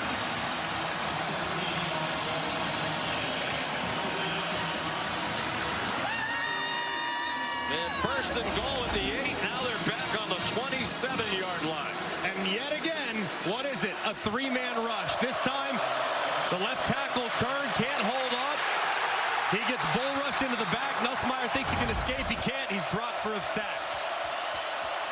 And Nussmeier so often retreats in the face of pressure, and almost always to his right. The field goal's good by Ramos from 44. But again, a hollow ending to a drive for Frank Wilson. Still not a touchdown tonight. Yanze Pierre. The pass rush has been a lot better lately for Bama, largely thanks to him. Don't go that way, says Frank Wilson. LSU and Alabama for the 90th time, dating back to 1895. Every year since 1964 they've met. 17-6. Alabama, another unsatisfying ending to a drive for LSU. They settled for a Damian Ramos field goal. And Burrell kicks off. Lazir Brooks is going to try it from the 5. And well covered by the Tigers. They stop him shy of the 20. And this is frustrating for Garrett Nussmeier. I mean, you have a three-man rush. You know you have pressure off the left-hand side. Right here, you have a good, clean pocket. Step out and up. Three-man rush. You got to negotiate the pass rush a little bit. You cannot retreat. You cannot go backwards. And Frank Wilson's letting him know you cannot go backwards. Ooh, he's channeling Brian Kelly right now. He's taken a lot of hits this year, so you feel for him. I mean, he has battled, but man, that one right there, that one's on the quarterback. And Nussmeier's used to hearing it verbally. He's used to tough coaching. Grew up son, he still is the son of Doug Nussmeier, longtime coach. Here's Kevin Nagandi after the incomplete pass. Sean, let's go to South Bend. Jeremiah Love, shades of Michael Dyer in the Auburn, Oregon 2011 BCS National Championship. Watch. He never goes down. Never goes down and keeps on moving. 48 yards of the house. Second touchdown of the night. 42-10 Notre Dame right now over Navy. Here it's Simpson firing. Flags are down along the line of scrimmage. The pass intended for Jeremy Bernard with P.J. Woodland in coverage. Offside. Defense, number 6. 5-yard penalty. It is second down.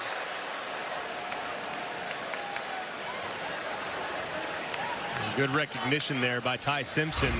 Utilizing the snap count to your advantage. You'll see on the far side, Patrick Payton not timed the snap very well right there. Tries to get back, but Ty sees it.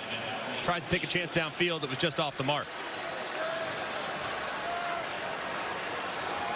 He's a transfer from Florida State. So much talk at the beginning of the year about all the money that LSU spent in the portal.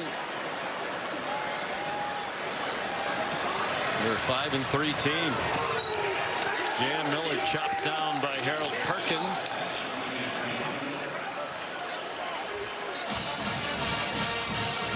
Just a 1-yard gain. They feel a little sluggish.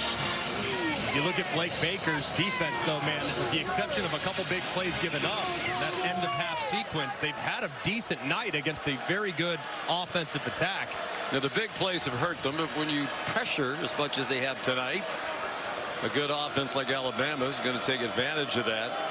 4 completions of 30+ in the first half for Alabama. LSU had given up 5 all season through the first 8 games. There's another throw down the field and a nice catch on a low throw behind him by Jeremy Bernard. 16 yards and a first down at their own 38.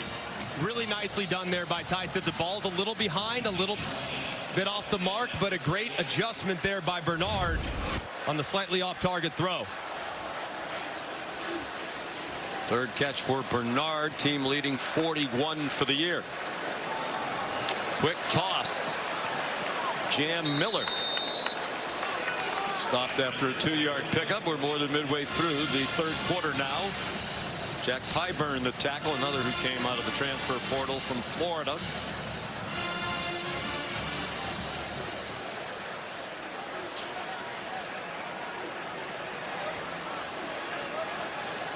Simpson is 14 out of 23 for 214 yards and a touchdown.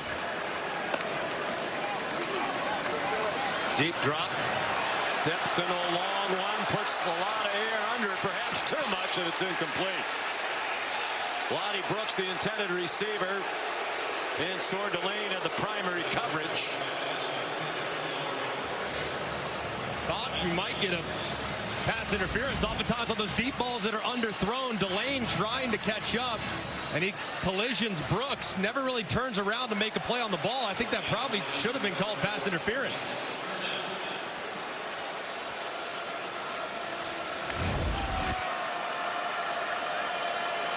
Third down and 8.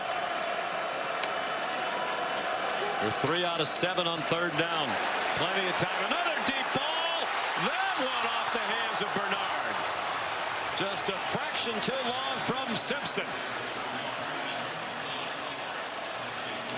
Just an excellent job in protection, too, from the offensive line. It's a great route by Jeremy Bernard. But now here in the second half, seen 3 or 4 throws that are just barely off the mark from Ty Simpson. The third down conversion that was behind. Low throw to start the half. This one that's just a little bit too deep, and he's got to be a little frustrated. Got to settle it in here in the second half.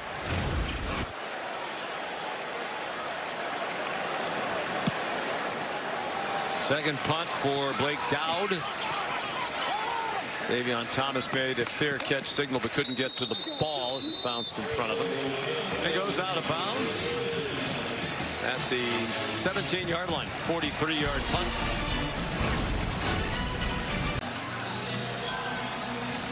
It's been a season of misery for the LSU offense led by Garrett Nussmeier. They've been held to 25 points or fewer in all of their games against FBS opponents. That's 7 of their 8.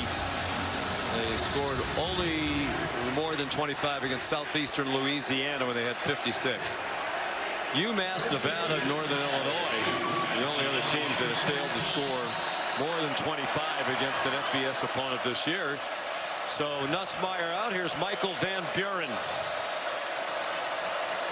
He transferred from Mississippi State after the run fake. Aaron Anderson upended by Red Morgan. Seeing more and more playing time in that Alabama secondary. Sophomore from Phoenix City, Alabama.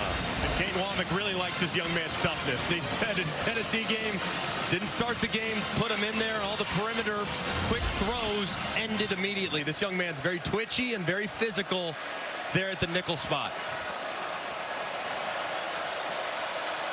Van Buren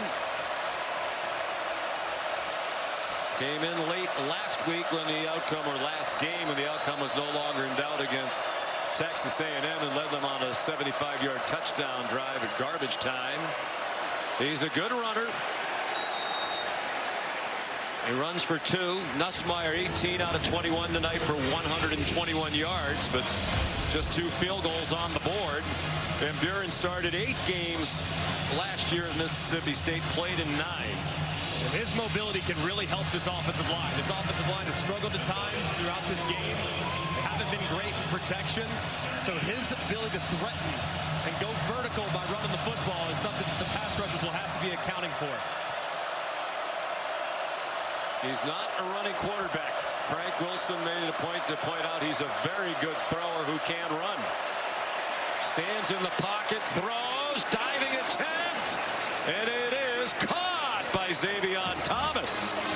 What a catch for a first down to the 36-yard line, a pickup of 17. Just an amazing effort there by Thomas, who stretches out. It looked like Van Buren thought he was going to keep working across the middle of the field. Thomas sat. They weren't on the same page, but just a ridiculous effort in securing it before it touches the ground. Yeah, they've stopped it, but there's really no need. And that's a catch. Amazing. In his hands, up into his body. In possession of the ball. I would think this would be a very short replay review. Yeah, this will be upheld in a hurry. I mean, just an unbelievable catch there. And you can kind of see the lack of chemistry a little bit, maybe, where you thought the guy was going to keep going. He sits it down, but man, these are still very talented wide receivers. They can make a bad throw look really good. Yeah, I think this is one of those, if the replay booth had just waited another 10 seconds, they wouldn't have had to stop it at all. But it's a quick review. It is a catch. And a beauty by Thomas. The coaches told us earlier this year's worked very hard to make himself into a better wide receiver. He's always been a playmaker, guy who was involved in the jet sweep game and some design runs. He's become a much better pass catcher and route runner. Transfer from Mississippi State, as is his quarterback Van Buren, who's a sophomore. In Bowie, Maryland, played at St. Francis in Baltimore. Fires a little bit low, and another good catch to help him out. This one by Kyle Parker. 17 yards. If Alabama's going to continue to just kind of squat on a lot of the underneath throws, they're going to have to continue to try to push it right behind them, behind that initial level, into the second level, like that throw right there. Falling on the field is a catch. The previous play is under further review. Well, it's interesting, right? No replay reviews all night, and back-to-back plays. That's sometimes how it goes. Yes, it is. Another throw that was just a little bit low, but it did look like initially. Nose of the football does touch the ground, and the ball did move, but does he have firm control? I think this one might not be a catch. Yeah, looked like that ball did kind of bounce, and it did look like his hands were a little bit away from it. So I don't think he does have firm control, which means the ball can't touch the ground, and in this case it does. Yeah, see the ball kind of bounce up into his chest there. Matt Austin is nodding in agreement. But Matt gets paid for every verbal appearance on the broadcast. So, Matt, what would you like to say about this? I think you guys covered it very well. The ball definitely moves, hits the ground. This should be an incomplete pass. Not the best of the business for nothing, folks. Well, you're trying to steal his job here. You know the rules very well. Well, I learned from Matt. Iffy on that. It's an incomplete pass. The ball hit the ground. It's going to be 2nd and 10. This is Matt Austin's 3rd game of the day. Yes. It's IHG all day. It's Matt Austin all day. Correct. Just what America wants. What part of America is that? Louisville. Yeah. Where Matt lives, of course. He is the best. So the ball comes back to the 36-yard line. 2nd and 10 for LSU. Despite just 193 yards of offense to this point, very much in the game, if they can put a drive together.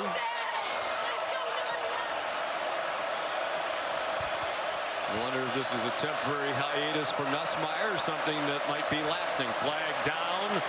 Van Buren throws on the run. That one's dropped by Kyle Parker.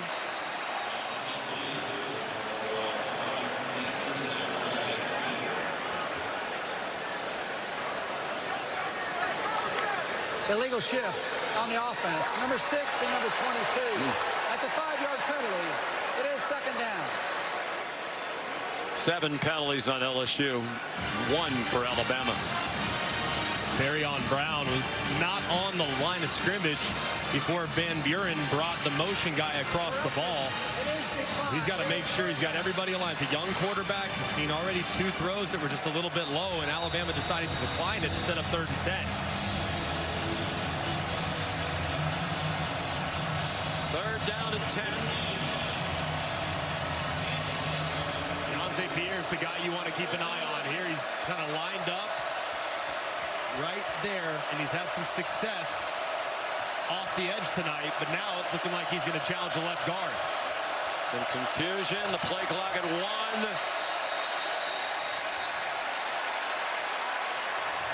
Before the snap, timeout. LSU. And that's a killer. I mean, that's now 2 timeouts that you've had to burn because of a lack of awareness with the play clock. I mean, that can't happen, especially in the 3rd quarter. Those timeouts are like gold, especially when you're behind. No, it's just not a very good football team. Continuing to do the things that get you beat. Tuesday, the exclusive reveal of the next college football playoff top 25 rankings. Reese, Greg, and the guys. Are you Greg? I am. How come you get the big billing and the other people are the guys? Is that because you're here tonight? I'm your partner, yeah. Who are the other guys you know? I helped Mike write the card. Yes, you do. Yes, Joey and Booger. Okay, it's nice that they're mentioned as well. Yes. You're all going to break down and react to the 12-team field. You were glowing in your praise for the first rankings the other night. Not your usual hard-hitting attacks. It's actually very good. I got to give them some credit. That they nailed it as well. The committee chairman Mac Rhodes, the Baylor AD, will be on the show. That's at 7 p.m. Tuesday night on ESPN and the all-new ESPN app. 3rd down and 10. LSU has 1 timeout left. Van Buren takes off running and slides with a first down.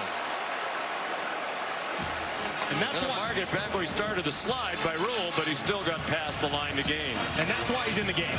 The offensive line is struggling a little bit.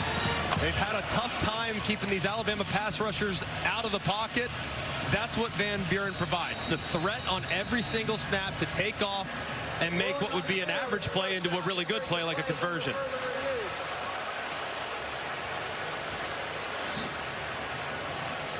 Check and see where the slide exactly started. Looks like it's going to be right there. And yes, he's got it with plenty of room to spare, it appears. It's like a pretty good spot just beyond. Let's bring in Matt Austin. Matt, what are they looking for here?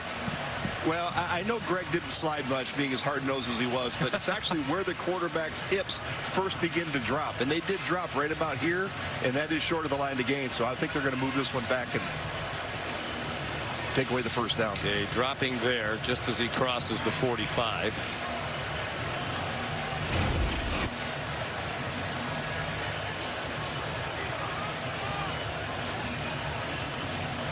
After review, the quarterback was going down at the 45.5-yard line. Therefore, it is 4th down at that spot. And I would think they'd go for it.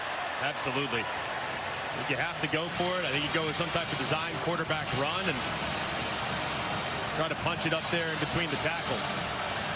The left side of the offensive line is the side that I would lean towards in a short yardage situation. They're the powerful side. Again, if he runs another foot before sliding, it's a first down. The margins are slim, especially with a team that really struggles to run the football. And they got LSU to jump offside. Defense dancing around. The official's going to talk about this. Some movement on the right side of the Alabama defense, and then the LSU O-line on the left side jumped. They're going to look at the linebacker, though, because it did look like one of Alabama's linebackers signaled a move call. False start. Offense, number 10. The 5-yard penalty. It is 4th down. And now they're going to punt. Now, look at right here. Watch Mekhi Hill-Green. Watch how he signals move. And you see the defensive line slide just to their left, which initiates the left side of the offensive line going off. That's something they've tried to get out of the game this year, discerning signals. So, Matt, I'd be curious to get your thoughts. That was one I thought they might call on the defense. Well, it was obviously close. I think this is on the offense. He did give an exaggerated yell, but nobody should be looking at the linebacker. And the guys did shift when he made the call. The offense jumped. I think it was a good call. Chadwick punts. Cole Adams, fair catch inside the 15. 46-yard punt. Let's take a look at the college football playoff rankings that were unveiled on Tuesday night. Glowing reviews by Mr. McElroy and many others. These are brought to us by Allstate. So Ohio State won. Indiana last second victory at Penn State. Texas A&M won. You envision a change in those top 3? Yeah, not in the top 3. I think A&M was a really impressive victory, the way they went and just handled their business in all 3 phases against Missouri. But I still think maybe A&M could slide past Indiana, but I don't know. Cuevas, beautifully designed and executed play. Simpson right on target for a 21-yard gain. They're going to go with a little tempo here, trying to add to an 11-point lead. And I like that. Quarterback's been a little bit off the mark here in the third quarter. Settle him down, easy throw. Call that the G-bot, the get back on track play, get a quarterback an easy completion.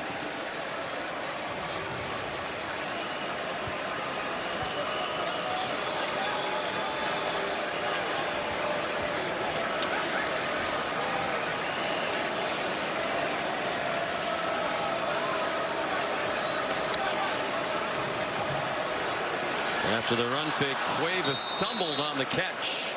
Lunged forward for a yard with West Weeks nearby.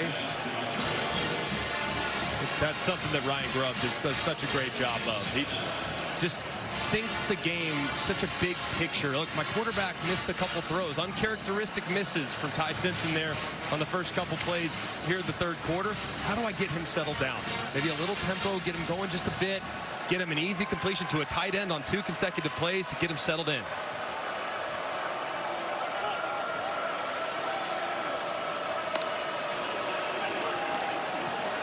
Simpson to the wide side of the field for Brooks. Brooks escapes. DJ Pickett couldn't get him on the ground. And Brooks out near a first down with an 8-yard gain. That was a great job by Lonnie Brooks because it looked like Pickett had him right there at 6'5", all wrapped up. And instead, Perkins and Cooley, several others, run right past him. Nice play.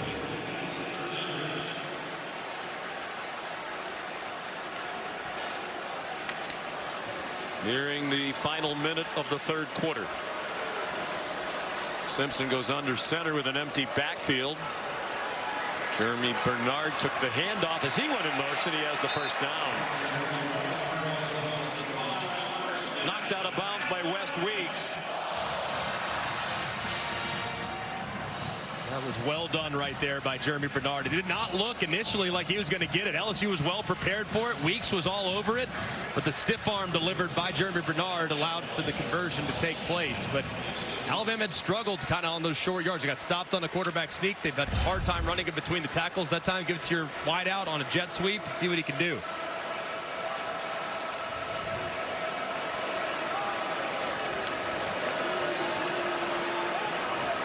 To the I formation. Don't see that much anymore. And Hill for 1 yard on the final play of the third quarter. Alabama trying to win its 8th straight, trying to make it 17 straight home wins. They'll take an 11-point lead to the 4th. ESPN's presentation of college football on ABC will return after this message and a word from our ABC stations. Kalen DeBoer's team has the ball, an 11-point lead as the fourth quarter begins. 2nd down and 9 for the Tide from their own 47-yard line. Jam Miller, the running back. Cuevas, the motion man. Simpson. And the ball is out. And LSU has it. Harold Perkins wound up with the football.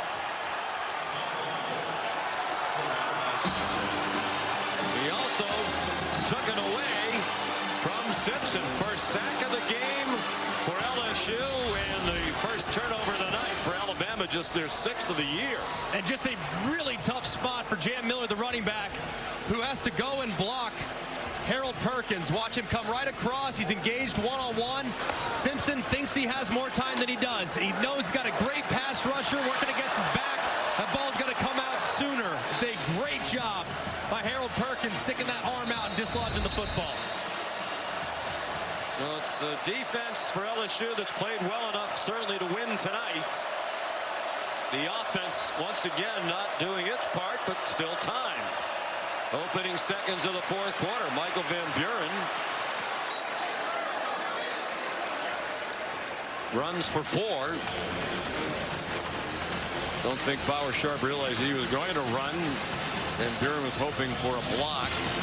They'll be without Nick Anderson. Will the Tigers for the rest of the night. He returned to their sideline during the last media timeout in street clothes and on crutches.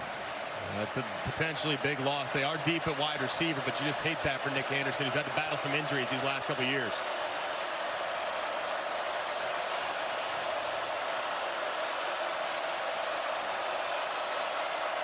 Van Buren in relief of Nussmeier.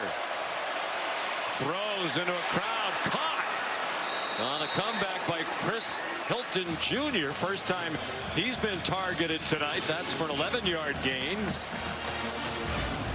Red Morgan there for Alabama. And that was a great throw and a great job by Hilton coming back to the ball and shortening the throw so the defenders couldn't collide. They try the run with Caden Durham, sophomore from Oklahoma City, for a 1-yard gain. At some point, reminder, Alabama's been teeing off on those short passes. Second down, third down, fake that short pass, throw the pump to Trey'Dez Green, or get into the quarterback run game here. The field condenses, quarterback run is your friend.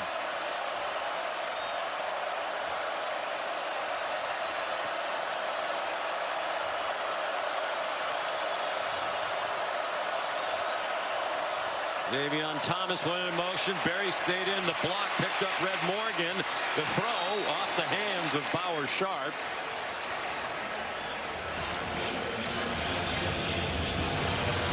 Kane Womack. They've done a lot of rush 3 and drop 8. That's been kind of the theme all throughout the season against LSU. 3 pass rushers, 8 guys in coverage. That's what I'm anticipating here against the sophomore quarterback. Ole Miss did a lot of that against LSU, and it worked extremely well. And that drop 8's been mimicked by other LSU opponents since. Third down and 8. The offensive line started to retreat. Be the 8th penalty. False start. Offense, number 57. 5-yard penalty. It is third down. You were getting drop 8 again right there. Just 3 guys lined up to rush the passer, and now you got to think it's probably going to be the exact same thing. I mean, they've had success with it already. Rush 3, drop 8, force them to throw it underneath. They are in field goal range. The field goal would make it a 1-score game. Third down and 13. 2 minutes into the fourth quarter. Van Buren into a crowd caught. Barry Brown wrestled down inside the 10 by Dejon Lee. 19 yards, and the Tigers are on the move. Watch how he releases this ball. He throws it right now. Ball's already on the way to the receiver before the receiver even comes out of his break. That was incredible anticipation from Van Buren, trusting his guy would get there and putting it on the mark. First and goal from the 7. They score a touchdown, they'd likely go for 2. There's another flag before the snap. The officials are counting the number of players on the field.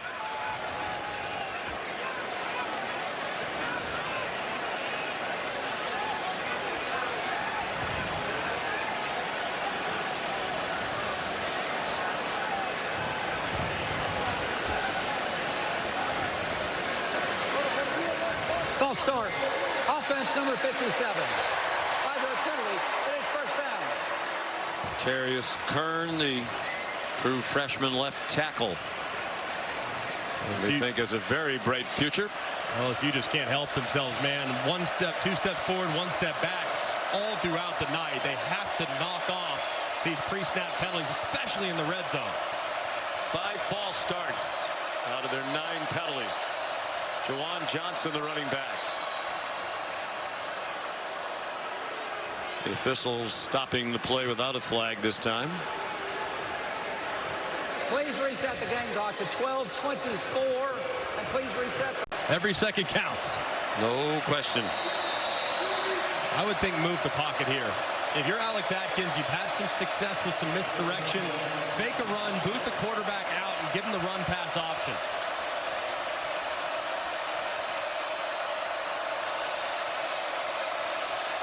They're in the pistol with Johnson, the running back. Hilton went in motion.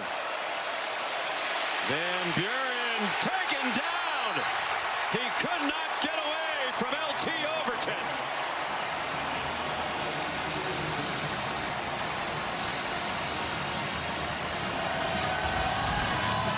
It was exactly what we anticipated. Expected that boot action. Said it was coming. Overton knew it too. He collapsed immediately, and for whatever reason, Van Buren just couldn't really get his feet underneath him. And Overton makes the play.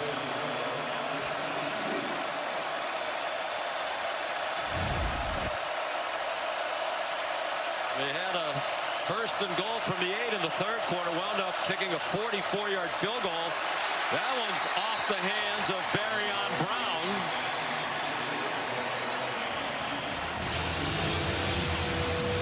Like they hit a force field when they get inside the 10. It's happened time and time again. And again, you're sitting here in third and forever. Just throw a jump ball to Trey Green. The guy so far tonight has one target. And it was a fade in the end zone that was well defended. He's your biggest weapon. He's your best threat. Give him a chance.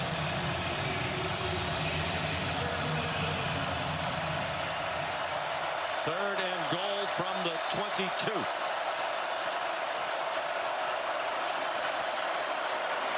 Wow. Are you surprised by that? A run?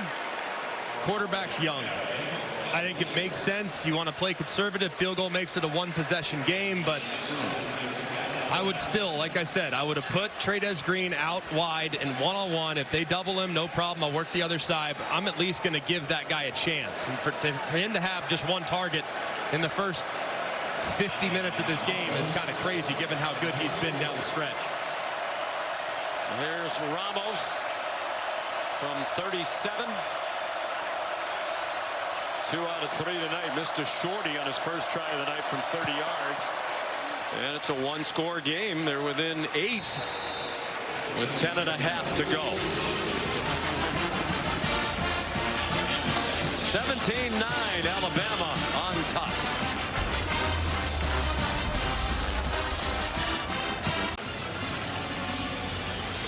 Here are tonight's stats for Ty Simpson, brought to us by Dr. Pepper. Really been about the big plays downfield. I mean, he's missed a couple, but for the most part, man, he's hit a couple of back-breaking throws that were pretty well defended for the most part.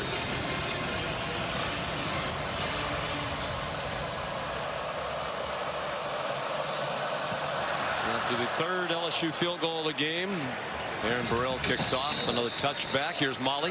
Well, Sean, Alabama quarterback Ty Simpson was really frustrated after that recent turnover, slamming down his water, telling coaches, I need to be better than that, and multiple teammates consoling him, telling him to move on. But he's been frustrated ever since a couple of those throws were off the mark in the third quarter, as Greg mentioned. And he is notoriously hard on himself, texting offensive coordinator Ryan Grubb late at night this week with everything he needs to improve upon. We'll see if he can keep that confidence up here, guys.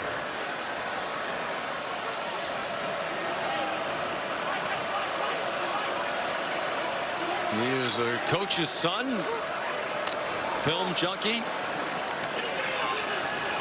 and he is hard on himself. He's hardly turned it over at all this year. Daniel Hill for a 3-yard gain, so a little pressure on the offense now with the margin down to 1 score.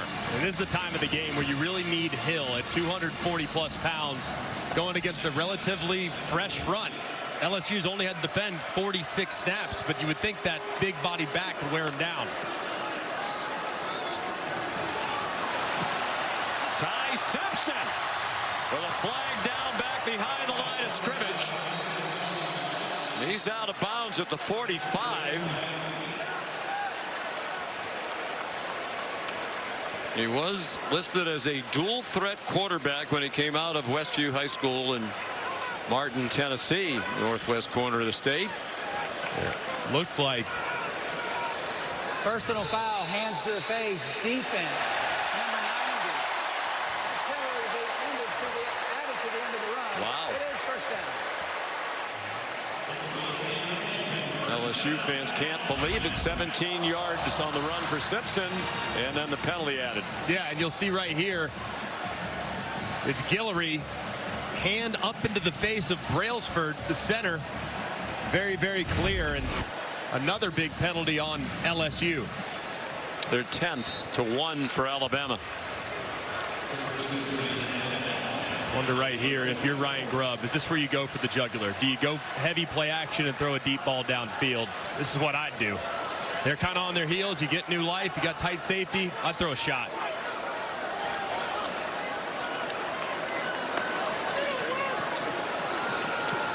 That's why he is really good at his job. He decides to hand it off. Completely the opposite of what I said I'd do. Daniel Hill to run. Well, Simpson knew this was a very talented LSU team, as did Ryan Grubb. And dangerous after the coaching change. You don't know what to expect. Though they thought that the LSU defense would remain largely the same because it's worked well for the most part until the last couple of weeks. He's given a pocket. He throws the ball to the sideline, intended for Isaiah Horton, and broken up by P.J. Woodland. And even though LSU hasn't been as good as expected, Ty Simpson said when you play for Alabama, this is a legacy game. It's like the Auburn game. It helps define your legacy when your playing days are over. You played in this rivalry. It absolutely does. I think this was the toughest game we played every year. Every single year. The most physical, the most hostile, and one that I have very fond memories of, at least one of the years from 2009. Very fond memories of. Ty Simpson was here for a classic between these two teams in 2019, the last time LSU won here. Under the direction of Joe Burrow, their undefeated national title season. Simpson off the hands of Williams. Well, we've done several Alabama games this year, Greg. This is the most pressure that we've seen in the face of Ty Simpson tonight. Yeah, and this was a pretty well thrown ball too. I mean, they bring the pressure, they bring a lot of heat right up the middle and on the outside. It's well defended for a half second, but Ty knows that clock is about to run out. He tries to get rid of it, gets contacted. Ball's just a little bit off the mark from Ryan Williams, who tried to extend to make the play. So LSU is going to get the ball back in a one-score game. End over end punt by Blake Dowd. Xavion Thomas let it bounce. And it looks like they're going to mark it at the 1-yard line. Jalen Mbakwe was there for the tie. The officials still trying to decide if it's at the 1 or a touchback.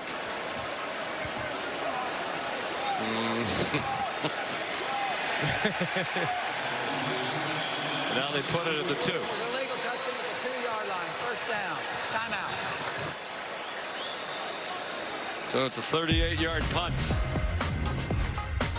Unbelievable play by Mbakwe. Tracking it, making sure his feet go into the end zone, and they down it at the 2. The officials have spotted the ball on the 2. Matt Austin, what's the rule in that situation, whether it's a touchback or not? Well, if the ball, any part of the ball breaks the plane of the goal line, it's a touchback. In this case, the player's in the way. You just can't get a good shot. It looked to me like it might have broken the plane, but you can't really tell. So the ball was tipped out to the 2. That's where it was touched. That's the illegal touching spot. So that's where LSU gets the ball. Great look from the progressive pylon cam, but what a play by Mbakwe. From their own 2, Michael Van Buren at quarterback. The handoff to Harlem Berry and a tackle by Bray Hubbard. Van Buren in relief of Garrett Nussmeier, who started the year as a Heisman Trophy frontrunner. He was #1 on the websites, betting sites that handicap that sort of thing after they beat Clemson. He was being talked about as a potential #1 overall pick in the draft. But his stock has tumbled as the team has disappointed. Berry stopped for no gain again. Noah Carter, the backup linebacker, made the stop. 3rd down and 10. Actually, they'll give him the 3-yard line, 3rd and 9.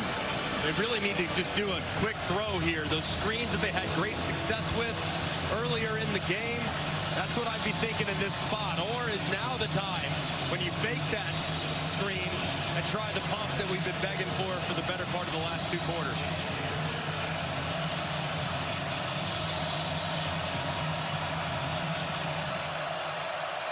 Midway through the 4th quarter. Keon Sabb comes on a blitz and Trades Green was wide open and dropped the ball. He had a first down and more. Perfect play called and a beautiful throw by Van Buren. And it's the third LSU drop pass of the night. Man, that is an absolute killer. Alabama made a rare mistake defensively. They bring the blitz. They have a hot route that they throw to Trades Green, and there's nobody that is going to cover that zone. I mean, he might still be running, and that is one you'll just remember forever as a player. Took his eye off the ball for a moment. Look up the field. So now it's Chadwick out of the end zone. Not a great kick. Low and short. Cole Adams. Cole Adams inside the 30. There's a flag down back at the 45-yard line.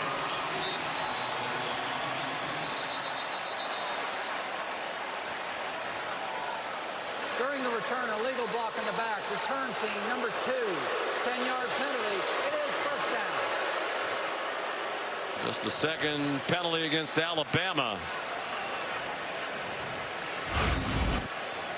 Looked like Xavier Brown pushing the defender right in the back. And a good call.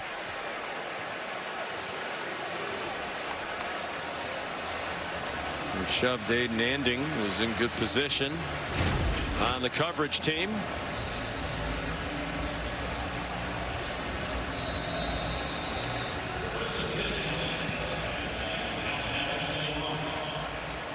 So they're back on the 45-yard line.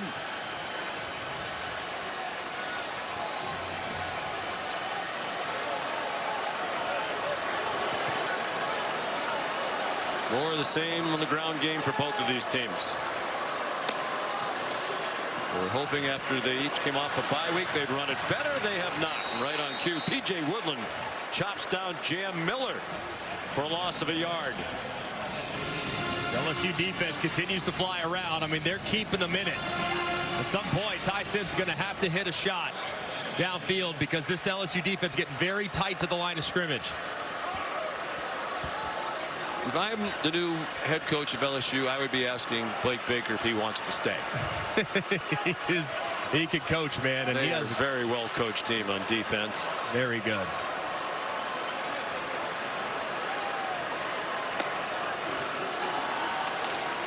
Simpson, single coverage, hand fighting. A battle all the way across the boundary. Isaiah Hort and P.J. Woodland, they're still fighting for the ball. And they're ruling that a catch. Frank Wilson saying it's our ball. The officials do not agree. And this is really strong hands from Isaiah Horton. Pulls it in right there, so strong all the way through, securing it as Woodland tries to rip it away. But I think they got it right. 21-yard gain. Even a field goal now would be huge for Alabama. Well, Talty hasn't been as reliable as a lot of kickers around the country. That's batted in the air, wound up in the hands of Wilkin Formby. The tackle. Dangerous for the Tide with that ball pinballing through the air. Wow, I mean, that ball looked like it was going to be picked off quickly, and Formby becomes like the 7th or 8th different offensive linemen that have carried the ball for the Tide this year. Very fortunate that he grabs it. Now for Ty Simpson, you just saw the pressure. You cannot take a sack. Knock yourself out of field goal range. Sean Spears broke up the pass. Right on the fringe of Talty's field goal range. Throw back screen. Ryan Williams with a lot of big bodies out there in front of him. Ooh, he got knocked on his back at the end of that play.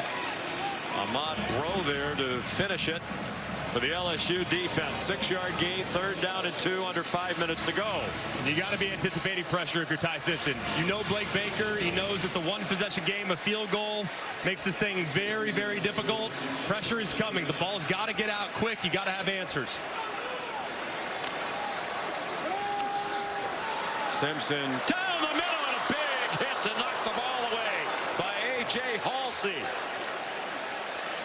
Intended for Caleb Edwards, who was open for a minute, and Halsey got there just at the right time. And Halsey is so instinctive. That was such a great break on the ball, turning his head to the side, attacking the ball as well, avoiding that contact against a defenseless player, and Ty Simpson very frustrated. So a huge moment for Talty. This is a 44-yard try. 1 for 2 tonight.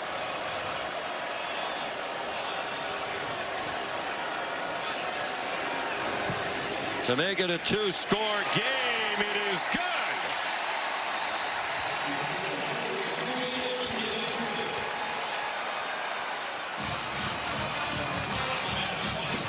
Shaking his head. I don't know if it's in disbelief or just relief. I think the laces straight laces back. have not been where he's wanted them a few times. I think that really is what he's upset about. No doubt. 20-9, Bama, 4:25 to go. You're watching the SEC on ABC. From Tuscaloosa, Alabama, festive atmosphere after that field goal. It's given this crowd a sigh of relief. A 2-score advantage now for the Tide. Trying to win their 17th in a row at home. Fair catch made by Barryon Brown. Time now for our all-state good hands play, and it's Isaiah Horton. Just a beautiful catch. It's the second catch of the game, but what an important time to reel in a very well-defended play. And then, how about this? Tipped up in the air into the awaiting arms of Wilkin Formby. And after what Brailsford's done with the ball in his hands, what Caden Proctor's done with the ball in his hands, why not give the right tackle a chance to go get some yardage as well? 16 straight home wins for Kalen DeBoer, trying to extend the longest active home winning streak in FBS football. He hasn't lost here as their head coach. He'd go to 12-0 at home if the Tide hangs on. Trades Green the catch. The Alabama defender saying it hit the grass, and now the officials concur and call it incomplete.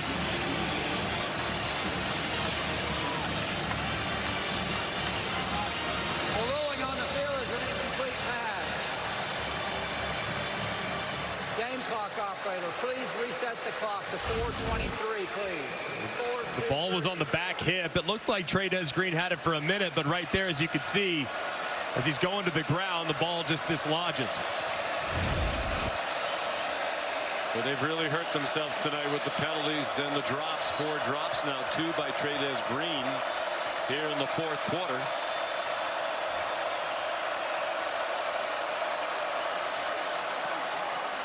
Barryon Brown trying to get outside, and a good tackle around the legs by Red Morgan.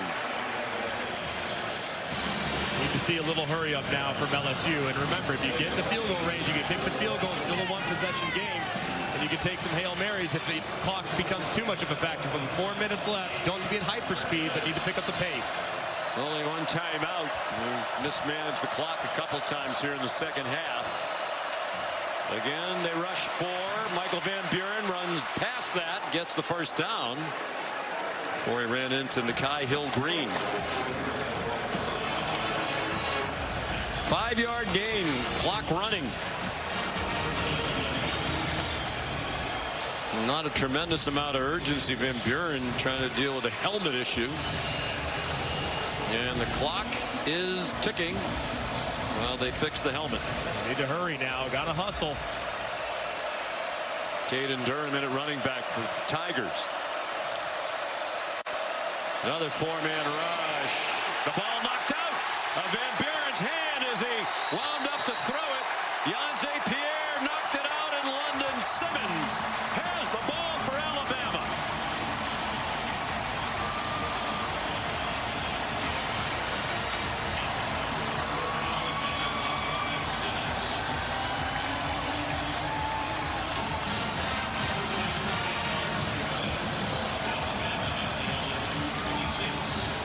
This Alabama defense always makes a play, and Yanze Pierre this time going around the left tackle Kern with that big right arm swatting at the football, somehow finding a way to pop it out for another big turnover forced by the Crimson Tide defense.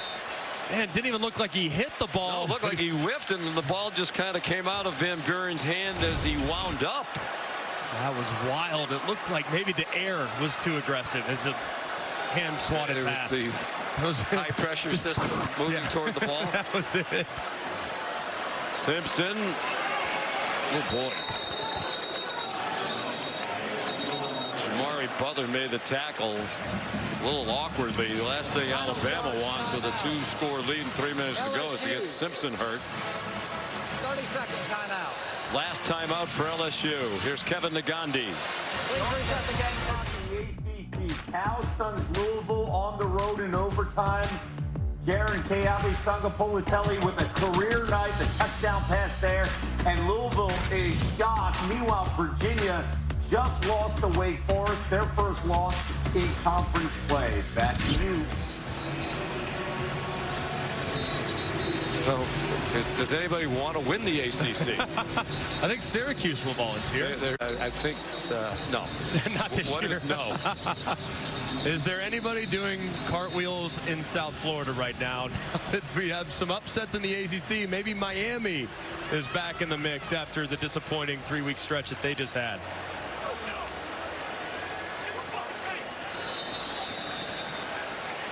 I think disappointing would describe this night for Frank Wilson. Defense played really well.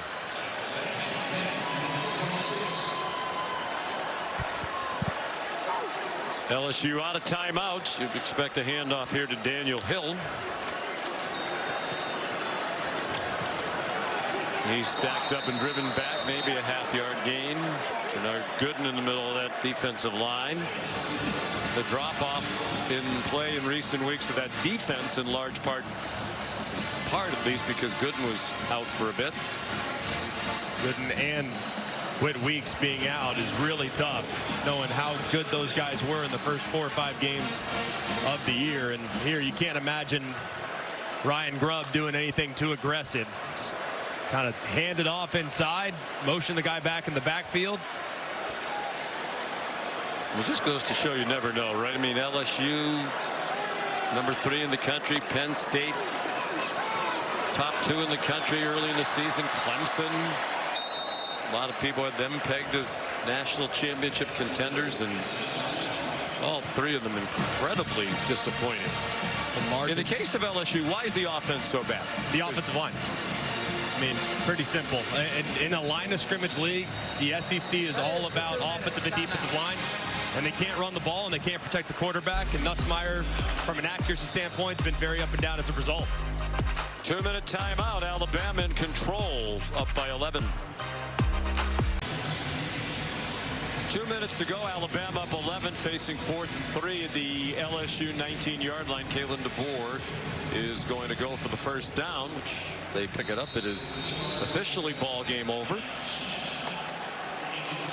And if they don't, LSU is still going to have to score twice in under 2 minutes with no timeouts.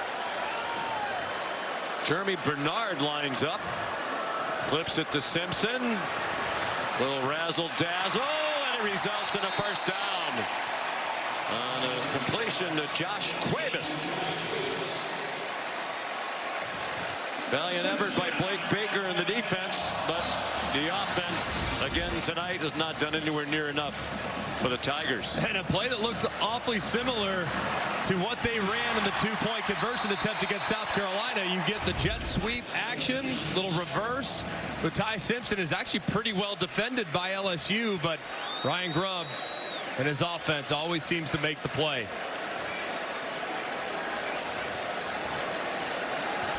So Alabama will remain undefeated in conference play. They go to 6-0. The only other undefeated team in the league is Texas A&M. Georgia winner today. They have just one regular season game left next Saturday against Texas. Virtual must win for them, and then they'll hope for some help.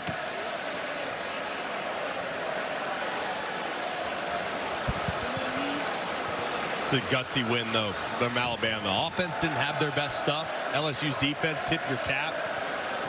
Alabama continues to display that resilience, though. It's really remarkable.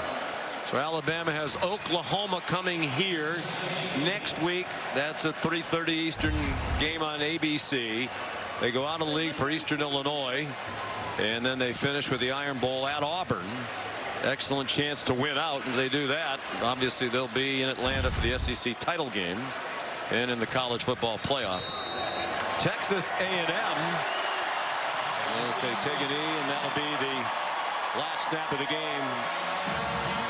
Texas A&M hosts South Carolina next week. They play Samford out of the league, and then they'll have a huge game on Thanksgiving Friday night in Austin against Texas. It's going to be an unbelievable finish of the season, man. And still, like we saw in the ACC, just when you think it's going to be exactly what you expect, chaos happens. So don't be surprised that here in the next 3 weeks, there's some shakeup at the top of all these conference championship races.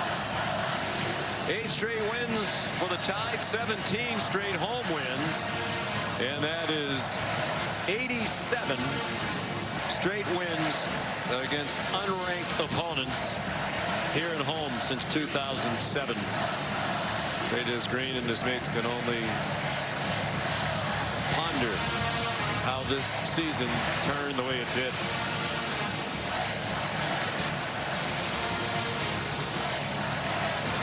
Here's Molly with Ty Simpson. Ty, you told us you thought this was going to be a dangerous LSU team. How did you find success in the face of their constant pressure tonight? Yeah, first off, right, thank you to my Lord and Savior Jesus Christ. That was a great game. 2 great teams.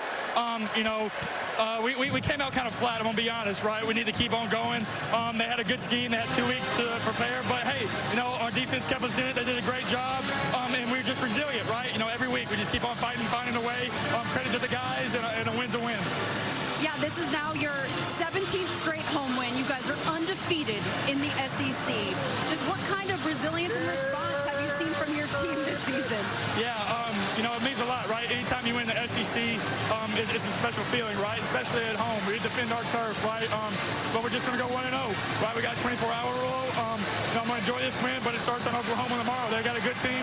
They're off a bye week as well, right? So they're going to have some stuff for us, and we just got to keep going, right? It never stops. This grind is a continuous grind, and that's why we love it. You told us this rivalry was a legacy game. Looking ahead to this final month of the regular season, what do you want your team's legacy to be? Yeah, I want our legacy to be that everybody doubted us at first, right? With how we came out the first game, but that's just part of it, right? It's Alabama against the world. Nobody thinks we're good. Nobody thinks that we can win. Hey, see you, Barryon. But that's just part of it, right? It's all about us. It's all about what we do. We've been saying it all year. It's all about what we do, and it's going to be all about that until the end of the season. All right, well, congrats on the win, Ty. Thanks, Molly. God bless. Sean. He's an easy guy to like. He's awesome, man. I love that kid. Yeah, what a great player. Not lacking in enthusiasm, and he played a huge part in turning that season around after the really tough start in Tallahassee. He became a